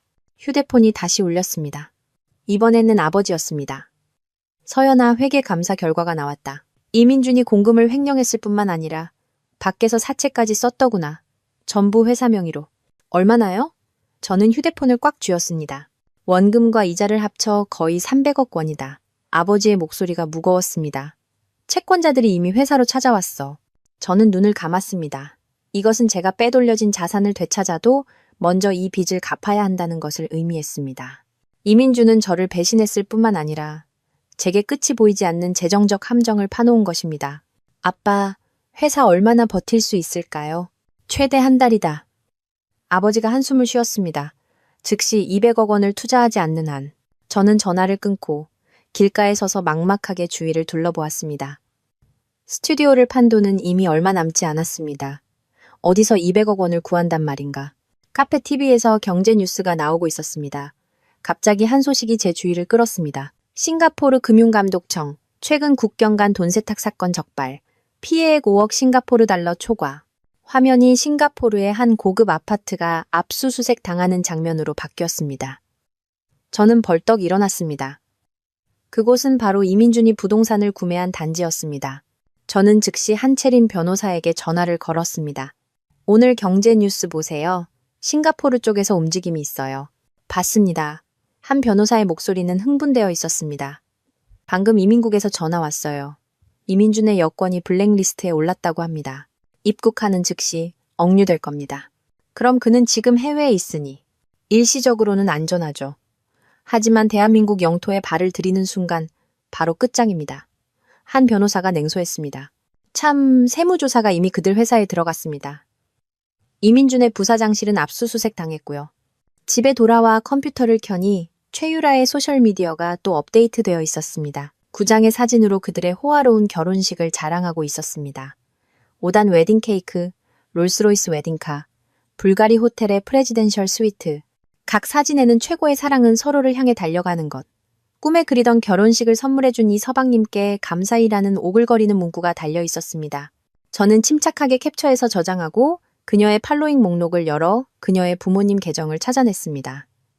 역시 그들도 결혼식에 참석했고 가족 사진까지 올렸습니다. 최유라의 아버지는 험상궂게 생긴 중년 남자였고 사진 밑에는 사위가 출세했고 딸은 보는 눈이 있네 라고 적혀 있었습니다. 저는 문득 이민준이 예전에 제 아버지를 평가했던 말이 떠올랐습니다. 내 아버지는 너무 고고해서 융통성이 없어. 그래서 평생 큰 돈을 못 버는 거야. 지금 생각해보니 그가 말한 융통성이란 결국 불법과 탈법이었던 것입니다. 밤이 깊었지만 잠이 오지 않았습니다. 배동철 탐정이 마지막 영상을 보내왔습니다. 이민준이 만취 상태로 신방으로 부축되어 들어갔고 최유라가 애교 섞인 웃음을 지으며 문을 닫았습니다. 시어머니 박순자 씨는 복도에서 친척들에게 자랑하고 있었습니다. 유라는 아들을 임신했어. 초음파로 다 확인했대. 우리 이씨 집안이 드디어 대를 잇는구나. 영상이 끝났습니다. 저는 컴퓨터를 끄고 발코니로 나갔습니다. 5월의 밤바람에 꽃향기가 실려왔습니다. 멀리 도시의 불빛이 별처럼 반짝였습니다. 이 밤, 이민주는 그의 새 신부를 안고 잠들며 귀국 후에는 저를 완전히 버릴 수 있을 것이라는 달콤한 꿈을 꾸고 있을 것입니다. 그는 몰랐을 것입니다. 보이지 않는 그물이 이미 조여졌고 그가 제 발로 걸어 들어오기만을 기다리고 있다는 사실을요. 휴대폰이 켜졌습니다. 한 변호사가 보낸 메시지였습니다. 모든 부서에서 사건 접수 완료. 이민준 귀국일이 그의 악몽 시작일이 될 것. 저는 감사합니다 라고 답장하고 대화 기록을 삭제했습니다. 침대에 누워 저는 불면증에 시달릴 것이라 생각했지만 뜻밖에도 금방 잠이 들었습니다. 꿈속에서 저는 공항 출입국 심사대에 서서 이민준이 제지당했을 때의 그 경악스러운 얼굴을 보고 있었습니다. 그 표정은 어떤 복수보다도 저를 더 만족시켰습니다. 발리공항의 VIP 라운지에서 이민주는 다리를 꼬고 앉아 휴대폰 화면을 빠르게 넘기고 있었습니다. 그는 방금 결혼식 사진 9장을 올린 게시물로 수백 개의 좋아요를 받았습니다. 댓글 창은 축하의 말로 가득했습니다. 자기야, 이 목걸이 예쁘지 않아? 최유라가 다가와 면세점 광고 책자에 있는 다이아몬드 목걸이를 가리켰습니다. 목소리는 꿀처럼 달콤했습니다. 이민주는 가격표 800만 원을 힐끗 보고는 눈썹 하나 까딱하지 않고 말했습니다. 내가 준 카드로 긁어. 민준아, 이번 결혼식 정말 잘 치렀다. 시어머니 박순자 씨가 홍차를 마시며 얼굴에 미소를 가득 담았습니다. 유란의 부모님도 아주 만족해 하시더라. 우리 이씨 집안이 통이 크다고. 이민준이 득의양양하게 웃었습니다. 이건 시작에 불과해요. 싱가포르에 가면 더 좋은 것들이 기다리고 있을걸요. 싱가포르 집은 언제 들어갈 수 있어? 최유라가 그의 어깨에 기대어 손가락으로 그의 가슴에 원을 그렸습니다. 다음 달이면. 이민준의 말이 공항방송에 의해 끊겼습니다. 서울행 오제 892편에 탑승하실 승객 여러분께서는 탑승구로 이동해 주시기 바랍니다. 이씨 집안 12명은 위풍당당하게 탑승구로 향했습니다. 이민주는 최유라의 허리를 감싸고 이따금씩 그녀의 아직 나오지 않은 배를 쓰다듬었습니다. 마치 그 안에 이씨 집안의 모든 미래가 담겨 있는 것처럼요. 10시간의 비행 후 비행기는 인천국제공항에 안전하게 착륙했습니다. 이민주는 기지개를 켜고 최유라를 위해 짐칸에서 에르메스 핸드백을 꺼내주었습니다. 그것은 결혼식에서 받은 선물로 제 3개월치 수입에 맞먹는 가격이었습니다. 드디어 돌아왔네. 이민준이 하품을 했습니다. 집에 가서 푹 자고 내일은 회사 가서 그 골치 아픈 일들 좀 처리해야지. 최유라가 애교 섞인 목소리로 그의 몸에 기댔습니다. 나 이제 호텔에 있기 싫어. 싱가포르에 빨리 가고 싶단 말이야. 곧 갈 거야. 이민준이 그녀의 이마에 입을 맞췄습니다. 내가 이혼 수속 마치고 돈 다 옮기면 우리. 그의 말이 갑자기 멈췄습니다. 출입국 심사대 앞에서 제복을 입은 직원이 그들을 가로막았습니다. 이민준 씨 맞으십니까? 네, 맞는데요. 이민준이 미간을 찌푸렸습니다. 무슨 일이죠? 직원이 태블릿 PC를 확인하며 말했습니다. 잠시 저와 함께 가주시죠. 무슨 일인데요? 시어머니 박순자 씨가 날카롭게 물었습니다. 왜 우리를 막는 거예요? 정기 검문입니다. 직원은 무표정하게 말하며 이 씨 가족을 옆에 있는 조사실로 이끌었습니다. 조사실에는 2명의 출입국 사무소 직원과 1명의 경찰관이 이미 기다리고 있었습니다. 책상 위에는 서류 몇 부가 펼쳐져 있었고 저는 그중 제가 이민국에 제출했던 자료 사본이 있다는 것을 한눈에 알아보았습니다. 이민준 씨, 나이가 많아 보이는 직원이 입을 열었습니다. 조회 결과 당신의 대한민국 주민등록이 말소되었습니다. 이것은 입국 금지 통지서입니다. 네? 이민준의 얼굴이 순식간에 새하얗게 질렸습니다. 말도 안 돼요. 출국 전에는 멀쩡했다고요. 직원이 안경을 고쳐 썼습니다. 대한민국 국적법 및 출입국 관리법에 따라 당신은 허위 자료를 통해 외국 영주권을 취득하려 한 혐의 및 중혼 혐의가 있습니다. 대한민국 정부는 이중 국적을 인정하지 않으므로 당신의 주민등록은 법에 따라 말소되었습니다. 중혼이요? 최유라가 소리쳤습니다. 누가 중혼을 했다는 거예요? 우리는 합법적인 부부라고요. 직원이 차갑게 그녀를 쳐다보았습니다. 대한민국 법하에서는 이민준 씨와 김서연 씨의 혼인관계가 여전히 유효합니다. 두 분이 해외에서 거행한 결혼식은 대한민국 법하에서는 무효이며 형사범죄에 해당될 수 있습니다. 이민준의 이마에 식은땀이 맺혔습니다. 이건 분명 오해가 있을 겁니다. 제가 설명할 수 있습니다. 무슨 설명을 해? 시어머니 박순자 씨가 갑자기 폭발했습니다. 내 아들은 진작에 그 아줌마랑 이혼했어야 했어. 애도 못 낳으면서 자리만 차지하고. 직원이 미간을 찌푸렸습니다. 부인, 언행에 주의해 주시기 바랍니다. 이민준 씨, 저희와 함께 가셔서 조사를 받으셔야겠습니다. 무슨 조사를요? 이민준의 목소리가 떨리기 시작했습니다. 당신의 중혼, 자산 빼돌리기, 탈세, 그리고 불법 채널을 통한 돈 세탁 혐의에 대한 조사입니다. 직원이 경찰관에게 눈짓했습니다. 당신은 묵비권을 행사할 권리가 있지만 당신이 하는 모든 말은 법정에서 불리한 증거로 사용될 수 있습니다. 최유라가 이민준의 팔을 붙잡았습니다. 자기야, 이게 어떻게 된 일이야? 당신이 다 처리했다고 했잖아. 나도 몰라. 이민준의 입술이 떨렸습니다. 그는 마치 탈출구를 찾는 것처럼 불안하게 방을 둘러보았습니다. 경찰관이 그에게 수갑을 채울 때 시어머니 박순자 씨는 마침내 사태의 심각성을 깨달았습니다. 그녀는 달려들어 경찰관의 제복을 찢었습니다. 내 아들 놔줘. 당신들 우리 아들이 누군지 알아? 대기업 부사장이라고. 어머니, 그만하세요. 이민준의 여동생 이민지가 그녀를 말렸습니다. 그녀의 얼굴은 하얗게 질려 있었습니다. 사람들이 다 보잖아요. 정말로 출입국 조사실 밖에는 이미 많은 구경꾼들이 몰려 있었습니다. 어떤 사람들은 심지어 휴대폰을 들고 이민준이 연행되는 장면, 최유라가 히스테릭하게 우는 모습, 시어머니가 바닥에 드러누워 행패를 부리는 추태를 촬영하고 있었습니다. 이 모든 것이 다른 사람들의 소셜미디어 피드에 올라갈 꿀잼 소재가 되었습니다. 이 씨 집안의 나머지 11명은 다른 방으로 옮겨졌습니다. 직원들이 그들의 여권과 비자를 하나하나 확인하기 시작했습니다. 조회 결과 여러분은 타인의 불법 출국 및 돈 세탁 활동을 도운 혐의가 있습니다. 직원이 선언했습니다. 여러분들의 여권은 임시 압수되며 6개월간 출국이 금지됩니다. 왜? 이민준의 외삼촌이 책상을 내리쳤습니다. 우리는 그냥 결혼식에 참석했을 뿐인데 무슨 법을 어겼다는 거야. 결정에 불복할 경우 행정심판을 청구할 수 있습니다. 직원은 동요하지 않았습니다.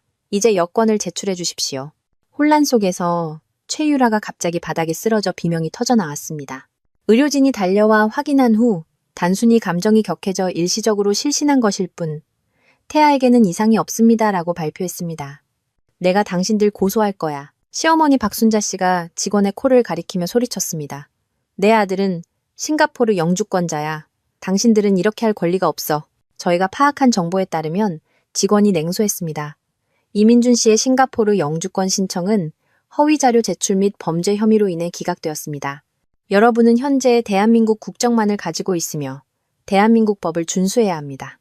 이 말은 이 씨 가족들의 머리 위에 찬물을 끼얹는 것과 같았습니다.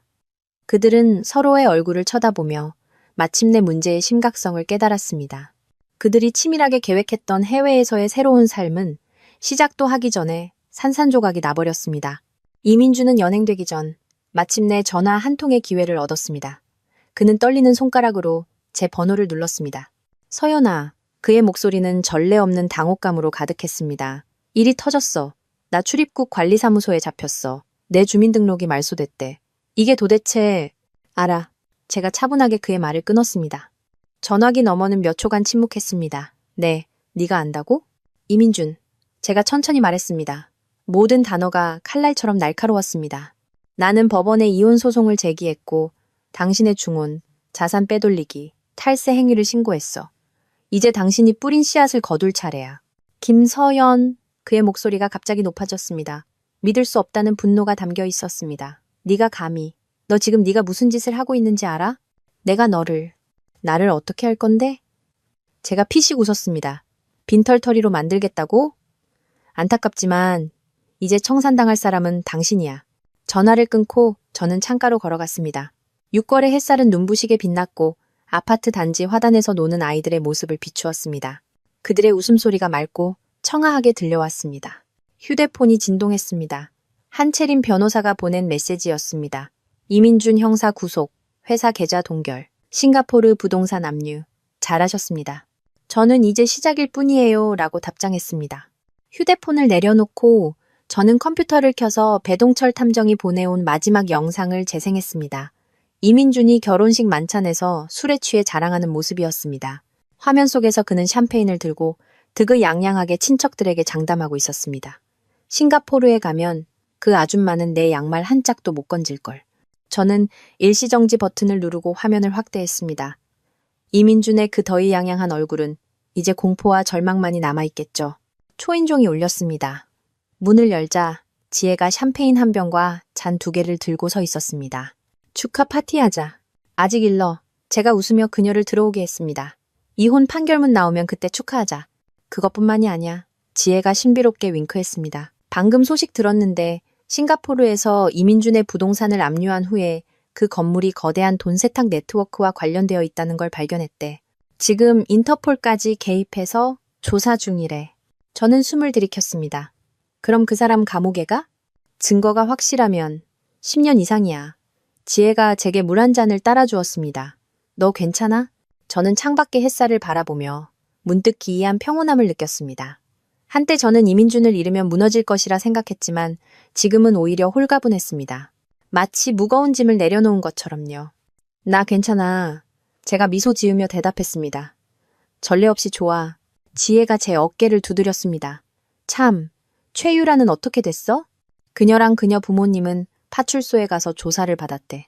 나오자마자 이민준이랑 관계를 끊겠다고 난리 쳤다더라. 지혜가 피식 웃었습니다. 진정한 사랑은 이긴다더니. 우리 둘 다 웃었습니다. 그 웃음소리는 한 점의 그늘도 없이 맑고 밝았습니다. 그 순간 저는 마침내 깨달았습니다. 어떤 사람의 떠남은 손실이 아니라 행운이라는 것을요. 휴대폰이 다시 울렸습니다. 이번에는 낯선 번호였습니다. 전화를 받자 울음 섞인 여자의 목소리가 들렸습니다. 서연 씨, 저 최유라예요. 무슨 일이죠? 제가 눈썹을 치켜 올렸습니다. 저는 민준 오빠가 아직 이혼 안 한 줄 몰랐어요. 그녀가 흐느꼈습니다. 그 사람이 저한테는 진작에 이혼했다고 거짓말했어요. 저 지금 임신했는데 어떻게 해야 할지 모르겠어요. 그건 당신 문제죠. 제가 차분하게 대답했습니다. 그리고 참고로 말씀드리자면 그 루비 목걸이는 제 개인 재산입니다. 조속히 반환해 주시길 바랍니다. 그렇지 않으면 절도죄로 신고할 수 있습니다. 전화기 너머에서 비명이 들리고 곧이어 뚜뚜하는 소리가 들렸습니다. 지혜가 궁금한 눈으로 저를 쳐다보았습니다. 뭐래? 별거 아니야. 제가 휴대폰을 내려놓았습니다. 그냥 자기 변명하고 싶었나 봐. 지혜가 고개를 끄덕이더니 갑자기 무언가 생각난 듯 말했습니다. 참, 너희 아버지 회사 자금 부족한 건 내가 메꿔놨어. 스튜디오 판 돈이랑 내가 그동안 모은 돈 합치니까 딱 200억 원이더라. 지혜가 눈을 동그랗게 떴습니다. 너 가진 돈 전부를 거기에 쏟아부었다고? 그럼 너는 어떻게? 다시 시작해야지. 제가 어깨를 으쓱했습니다.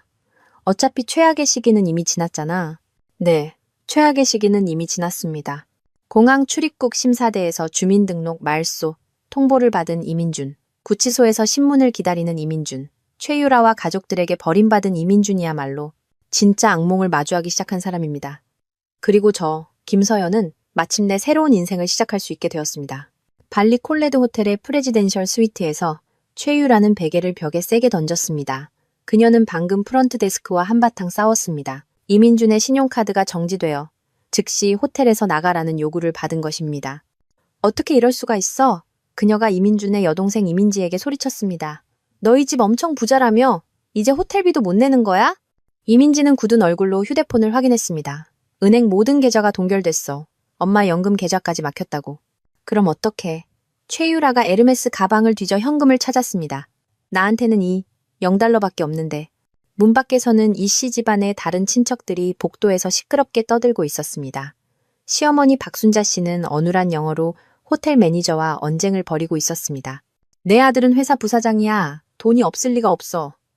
당신 내 시스템에 문제가 있는 게 틀림없어. 매니저는 무표정하게 카드 단말기를 내밀었습니다. 다시 한번 시도해 보시죠. 박순자 씨는 떨리는 손으로 자신의 플래티넘 카드를 긁었습니다. 다시 거부당했습니다. 그녀의 얼굴은 순식간에 잿빛이 되었고 이마에는 식은땀이 맺혔습니다. 이럴 리가. 이건 내 마지막 비상용 카드인데.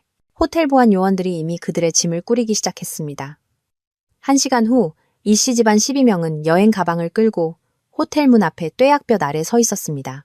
그들은 택시 4대를 잡아 타고 현지에서 가장 저렴한 배낭여행 개용 호스텔로 향했습니다.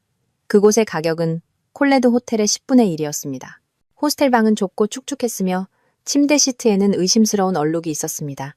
최유라는 방에 들어서자마자 무너져 울었습니다. 나 이런 데서 못 자. 나 임신했단 말이야.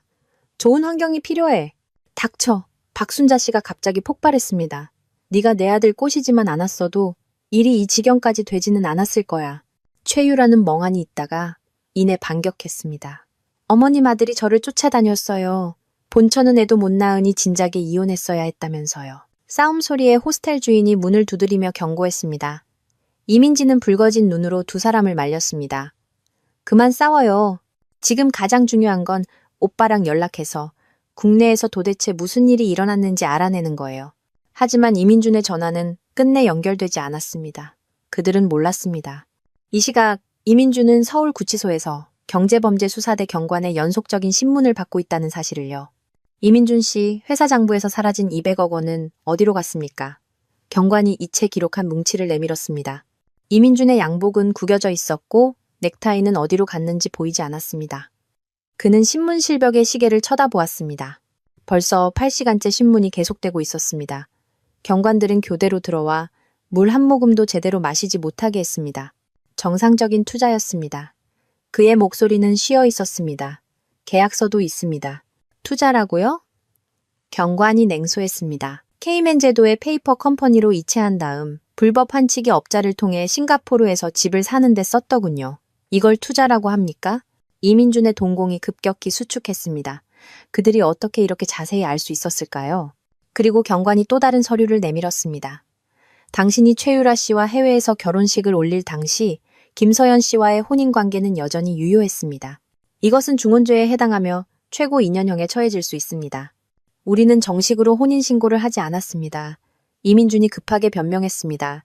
그냥 예식을 올렸을 뿐입니다. 예식이라고요? 경관이 태블릿 PC를 켜서 영상을 재생했습니다.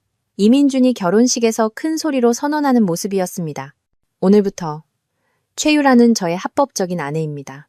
이민준의 얼굴은 잿빛이 되었습니다. 이 영상은 어디서 났을까요? 그는 분명 하객 명단을 확인하고 의심스러운 인물이 없는지 확인했는데 말입니다. 이민준 씨, 경관이 서류철을 닫았습니다. 당신은 지금 매우 위험한 상황에 처해 있습니다. 탈세, 중혼, 돈 세탁, 공금 횡령, 여러 죄가 병합되면 10년 이상입니다. 이민준의 변호사가 마침내 접견 허가를 받았습니다. 그가 가져온 소식은 더욱 절망적이었습니다. 회사 이사회에서 긴급 회의를 열고 당신의 부사장직을 해임했습니다. 어머님 명의의 아파트 세 채는 법원에 의해 압류되었고 여동생의 은행 계좌도 동결되었습니다. 김서연. 이민준이 이를 갈았습니다. 그년 짓이 틀림없어. 변호사가 고개를 저었습니다. 그녀뿐만이 아닙니다. 국세청, 금융감독원, 이민국, 최소 6개 부서에서 당신을 조사하고 있습니다. 혹시 아주 높은 사람을 건드렸습니까? 이민준은 문득 김서연의 아버지가 떠올랐습니다. 겉보기에는 온화했던 그 노인은 재계에서 수십 년을 보낸 인맥이 깊은 사람이었습니다. 그는 항상 장인의 고고함을 무시했지만 이제야 깨달았습니다. 그 고고함 뒤에는 굳이 과시할 필요 없는 실력이 있었다는 것을요. 보석으로 나갈 수 있을까요? 그 가신 목소리로 물었습니다. 어렵겠습니다. 변호사가 한숨을 쉬었습니다. 당신은 도주 우려가 높은 고위험 용의자로 분류되었습니다. 그 시각, 저는 한채린 변호사 사무실 회의실에 앉아 마지막 이혼 소송 서류 몇 부에 서명하고 있었습니다. 이민준이 형사 구속된 것은 우리 이혼 소송에 매우 유리하게 작용할 겁니다. 한 변호사가 제게 재산 목록을 건넸습니다. 조사에 따르면 그 명의로 분할 가능한 재산은 약 120억 원입니다. 포르쉐와 몇몇 명품 시계를 포함해서요. 너무 적어요. 제가 미간을 찌푸렸습니다. 그는 최소 300억 원을 빼돌렸어요. 조급해하지 마세요. 한 변호사가 미소 지었습니다. 싱가포르의 그 부동산은 이미 압류되었습니다. 그의 유죄가 확정되면 법원에서 강제로 횡령액을 환수할 겁니다. 아버님 회사의 200억 원 손실도 민사소송을 통해 받아낼 수 있습니다. 저는 고개를 끄덕이고 서류에 서명했습니다. 창밖에 햇살이 서명란을 비추었습니다. 한때 이민준의 아내를 의미했던 그 이름이 곧 다시 김서연으로 돌아올 것입니다. 지혜가 문을 열고 들어왔습니다. 손에는 인쇄물 한 뭉치를 들고 있었습니다. 언론에서 보도하기 시작했어. 제가 받아보니 경제주간지의 헤드라인은 모상장사 임원, 중혼 및 돈 세탁 혐의로 구속이었습니다. 기사에서는 실명을 거론하지 않았지만 업계 사람이라면 누구인지 금방 알 수 있었습니다. 누가 제보한 거지? 제가 놀라서 물었습니다. 모르겠어. 지혜가 어깨를 으쓱했습니다. 하지만 한두 군데가 아니야. 트위터에는 벌써 임원조 강지쳐버리고 내연녀와 결혼 같은 해시태그가 돌고 있어. 제 휴대폰이 갑자기 울렸습니다.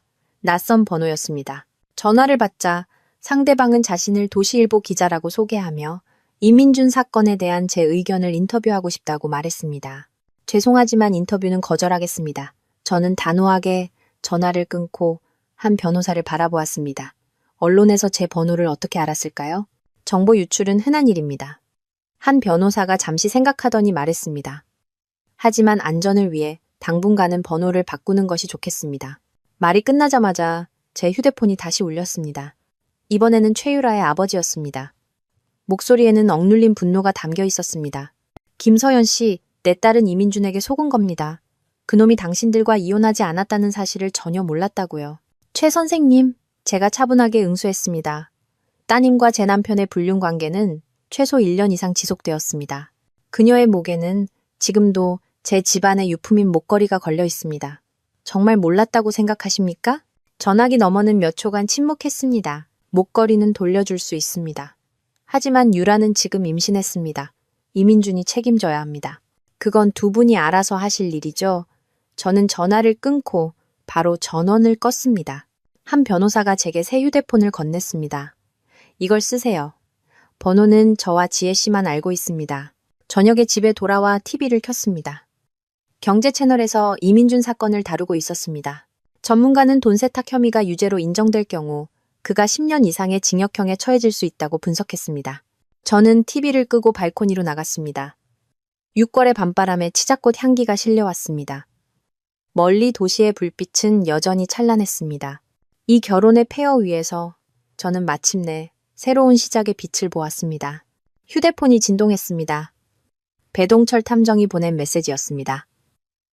이씨 가족 관리에서 공경에 처함, 저렴한 호스텔로 강제 이주. 최유라 부모 도착 후 박순자 씨와 격렬한 충돌. 현지 경찰 개입. 메시지와 함께 첨부된 사진에는 박순자 씨가 머리가 헝클어진 채 경찰서에 앉아 있었습니다. 예전에 그지고기양하다한 모습은 온데간데 없었습니다. 최유라는 눈이 붓도록 울었고 배는 살짝 불러 있었으며 몹시 초라해 보였습니다. 저는 계속 지켜봐 주세요라고 답장하고 대화를 삭제했습니다. 다음 날 아침 지혜가 다급하게 전화를 걸어왔습니다. 서연아, 오늘 경제 조간신문 봐. 저는 전자신문을 펼쳤습니다. 3면 전체가 이민준 사건에 대한 보도였습니다. 그가 공금을 횡령하고 중혼을 저지르고 돈 세탁을 한 증거들이 상세히 나열되어 있었습니다.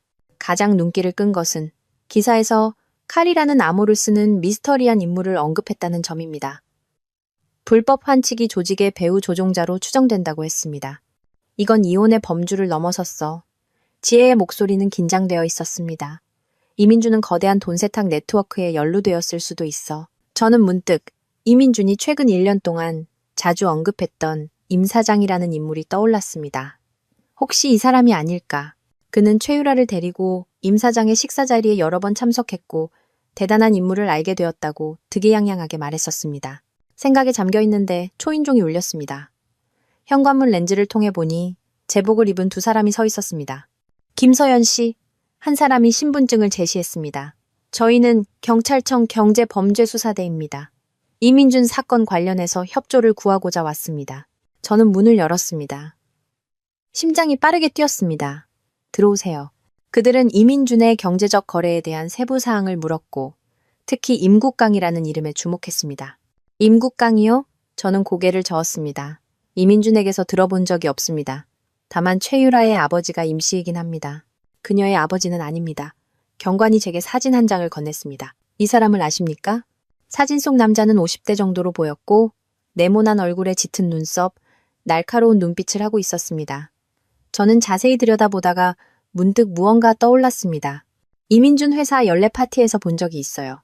그때 이민준이 어떤 투자회사 사장님이라고 소개했었어요. 경관들이 눈빛을 교환했습니다. 그는 국경 간 돈 세탁 조직의 제일 용의자입니다. 이민준은 그의 불법 환치기 업자를 통해 최소 200억 원을 빼돌렸습니다. 저는 숨을 들이켰습니다. 이민준은 저를 배신했을 뿐만 아니라 중범죄에까지 연루된 것입니다. 경관들을 보낸 후 저는 즉시 한채린 변호사에게 연락했습니다. 그는 상황을 듣고 목소리가 심각해졌습니다. 서연 씨, 이 사건은 이제 단순한 이혼 사건이 아닙니다. 당분간은 조용히 지내시는 게 좋겠습니다. 아버님 댁으로 옮겨 지내시는 것을 추천합니다. 그날 오후 저는 간단히 짐을 싸서 잠시 아버지 댁으로 들어갔습니다. 아버지의 서재에서 그가 제게 따뜻한 차 한 잔을 건네셨습니다. 싱가포르 쪽에서 소식이 왔다. 무슨 소식이요? 박서기관이 확인해봤는데 이민준이 산 그 부동산의 실소유주는 임국강이란다. 아버지의 얼굴이 굳어졌습니다. 더 기이한 것은 이 임국강이라는 자가 30년 전에 박순자 씨를 이미 알고 있었다는 점이야. 네? 저는 놀라서 찻잔을 내려놓았습니다. 그들이 예전부터 알던 사이였다고요? 아버지가 고개를 끄덕였습니다. 박순자 씨가 젊었을 때 선전에서 일한 적이 있었는데 그때 임국강은 작은 건설 현장 책임자였다고 하더구나. 나중에 임국강이 사기죄로 감옥에 갔다가 출소 후 동남아로 갔다고 해. 그동안 꽤 잘 나갔나 보더구나. 제 머릿속에 끔찍한 생각이 스쳐 지나갔습니다. 아빠, 혹시 이민준이 최유라를 만난 게 우연이 아닐 수도 있을까요? 아버지의 눈빛이 날카로워졌습니다. 내 말은 최유라가 임국강의 딸이거나 친척일 수도 있다는 거죠. 저는 생각할수록 가능성이 높아 보였습니다. 그리고 그를 통해 이민준에게 접근해서 회사 자금을 빼돌리려는 계획이었을 수도 있고요. 아버지는 즉시 전화기를 들었습니다. 내가 이 단서를 박서기관에게 알려줘야겠다. 전화를 거시는 아버지의 뒷모습을 보며 저는 문득 등골이 오싹해졌습니다. 이 결혼 위기 뒤에는 치밀하게 설계된 금융 사기극이 숨어 있었을지도 모릅니다. 그리고 저는 하마터면 그 희생양이 될 뻔했습니다. 밤에 저는 잠을 이루지 못했습니다. 휴대폰이 켜졌습니다. 한채린 변호사가 보낸 메시지였습니다. 법원에서 이혼 소송을 접수했습니다. 첫 공판은 다음 주 수요일로 정해졌습니다. 이민준은 화상으로 출석을 신청했으며 현재 구속 상태입니다. 저는 알겠습니다라고 답장하고 휴대폰을 껐습니다. 창밖의 달빛을 바라보았습니다. 이 개인적인 원한처럼 보이는 이혼 전쟁 뒤에서 더 큰 폭풍이 몰아치고 있었습니다. 그리고 저는 정신을 똑바로 차려야만 무사히 빠져나올 수 있을 것입니다. 법원 앞 계단은 기자들로 가득했습니다. 저는 선글라스를 끼고 한채린 변호사와 지혜의 부축을 받으며 빠르게 입구로 향했습니다. 사방에서 플래시가 터졌습니다. 김서연 씨, 남편 이민준 씨의 중혼 혐의에 대해 어떻게 생각하십니까? 200억 원 이상의 재산 분할을 받게 될 것이라는 소문이 있는데 사실입니까? 최유라 씨 가족은 당신이 이민준 씨를 함정에 빠뜨렸다고 주장하는데 어떻게 생각하십니까? 저는 침묵을 지켰습니다. 법원 로비에 들어서서야 긴 한숨을 내쉬었습니다. 한 변호사가 제 어깨를 두드렸습니다. 긴장 푸세요. 오늘이 우리의 중요한 날입니다. 이혼 소송은 비공개로 진행되었지만 입구에는 여전히 많은 언론이 모여 있었습니다. 이민준은 화상으로 출석할 것이라고 들었습니다. 그는 여전히 구치소에 있었고 중혼과 돈 세탁이라는 두 가지 형사 혐의를 받고 있었습니다. 법정에 들어서자 저는 피고석에 앉아있는 이 씨 가족들을 한눈에 알아보았습니다. 시어머니 박순자 씨는 유행이 지난 정장을 입고 머리가 헝클어져 있었습니다. 3개월 전 그 지가 회영했던 노부인의 모습은 온데간데 없었습니다. 이민준의 여동생 이민지는 구석에 웅크리고 앉아 눈이 퉁퉁 부어 있었고 손에는 서류 뭉치를 쥐고 있었습니다. 판사가 입정하고 개정을 선언했습니다. 스크린이 켜지고 이민준의 얼굴이 화면에 나타났습니다. 그는 주황색 수의를 입고 수염이 덥수룩했으며 눈 밑에는 짙은 다크서클이 있었습니다. 저를 보자 그의 눈빛이 흔들렸고 입술을 달싹였지만 소리는 내지 못했습니다. 원고 김서연 씨. 판사가 서류를 넘겨보았습니다. 이혼 및 부부 공동재산 분할을 청구하셨군요. 네, 판사님. 제가 일어서서 또렷하고 단호한 목소리로 말했습니다. 제 대리인인 한채린 변호사가 소송 청구를 진술하기 시작했습니다. 그녀는 이민준의 중혼, 재산 빼돌리기, 동거 등의 증거를 나열하고 부동산, 주식, 차량을 포함한 공동재산 총 230억 원의 분할을 요구했습니다. 이민준의 변호사, 갓 졸업한 것처럼 보이는 젊은 여자는 더듬거리며 대부분의 재산이 이민준의 혼전 개인 재산이며 회사 자금 문제는 이혼 사건과 무관하다고 주장했습니다. 판사가 미간을 찌푸렸습니다. 피고 측, 원고가 제출한 은행거래 내역에 따르면 이민준 씨는 혼인기간 중 해외로 200억 원 이상의 자금을 이체했습니다. 이에 대해 어떻게 설명하시겠습니까? 젊은 변호사의 이마에 땀이 맺혔습니다. 그 점은 추가적인 확인이 필요합니다. 판사님, 한 변호사가 말을 가로챘습니다. 저희는 법원에 이민준 씨와 최유라 씨가 해외에서 결혼식을 올린 영상, 싱가포르 부동산 구매 계약서, 그리고 그가 불법 환치기 업자를 통해 자금을 빼돌린 증거사실을 제출했습니다. 이 자료들은 피고가 악의적으로 부부 공동 재산을 빼돌리고 중혼 행위를 저질렀음을 충분히 증명합니다. 스크린 속에서 이민준이 갑자기 격분했습니다. 판사님! 그 돈은 제가 합법적으로 번 돈입니다. 김서연은 그냥 기생충이에요. 그녀가 무슨 자격으로 제 돈을 나눠 갖는단 말입니까? 판사가 의사봉을 두드렸습니다. 이민준 씨, 언행에 주의하세요. 저는 사실을 말하는 겁니다. 이민준이 화면 밖으로 튀어나올 듯이 소리쳤습니다. 그 여자는 돈 때문에 저랑 결혼한 거예요. 이제 제가 어려워지니까 뒤통수를 치려는 거라고요. 제가 차분하게 일어섰습니다. 판사님, 녹음 파일 하나를 재생해도 되겠습니까? 법정이 조용해졌습니다. 제가 휴대폰의 재생 버튼을 누르자 이민준의 목소리가 법정 안에 선명하게 울려 퍼졌습니다. 싱가포르에 가면 그 아줌마는 내 양말 한 짝도 못 건질걸. 내가 재산은 다 빼돌렸거든. 그 여자는 한 푼도 못 건져. 녹음은 계속되었습니다. 우리 엄마는 진작부터 그 여자 마음에 안 들어 했어. 애도 못 낳는 여자가 무슨 여자야. 유라는 아들을 임신했어. 이게 바로 우리 이씨 집안의 핏줄이지. 이민준의 얼굴이 화면 속에서 일그러졌습니다. 이건 불법 녹취야. 불법 증거라고. 공공장소에서의 대화로 사생활 침해에 해당하지 않습니다. 한 변호사가 차분하게 지적했습니다. 판사는 녹음을 다듣고 얼굴이 어두워졌습니다. 피고의 행위는 이미 중혼죄 및 부부 공동재산 빼돌리기 혐의가 있습니다. 본 법정은 원고의 청구가 합리적이라고 판단합니다.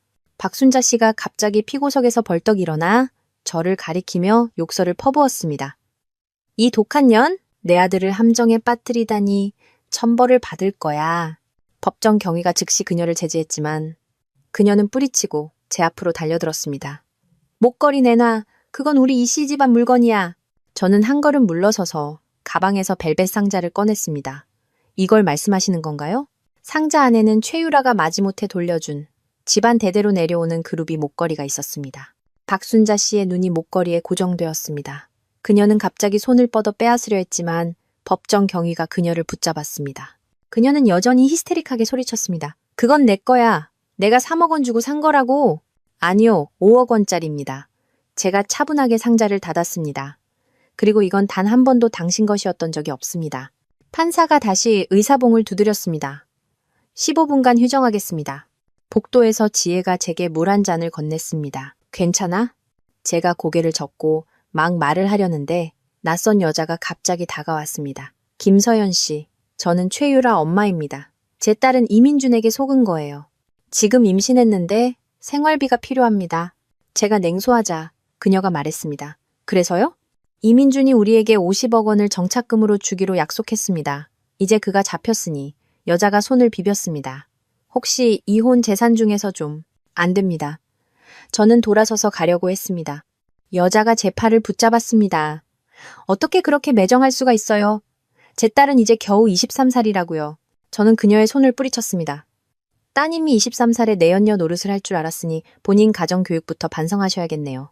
다시 개정된 후 판사는 신속하게 판결을 내렸습니다.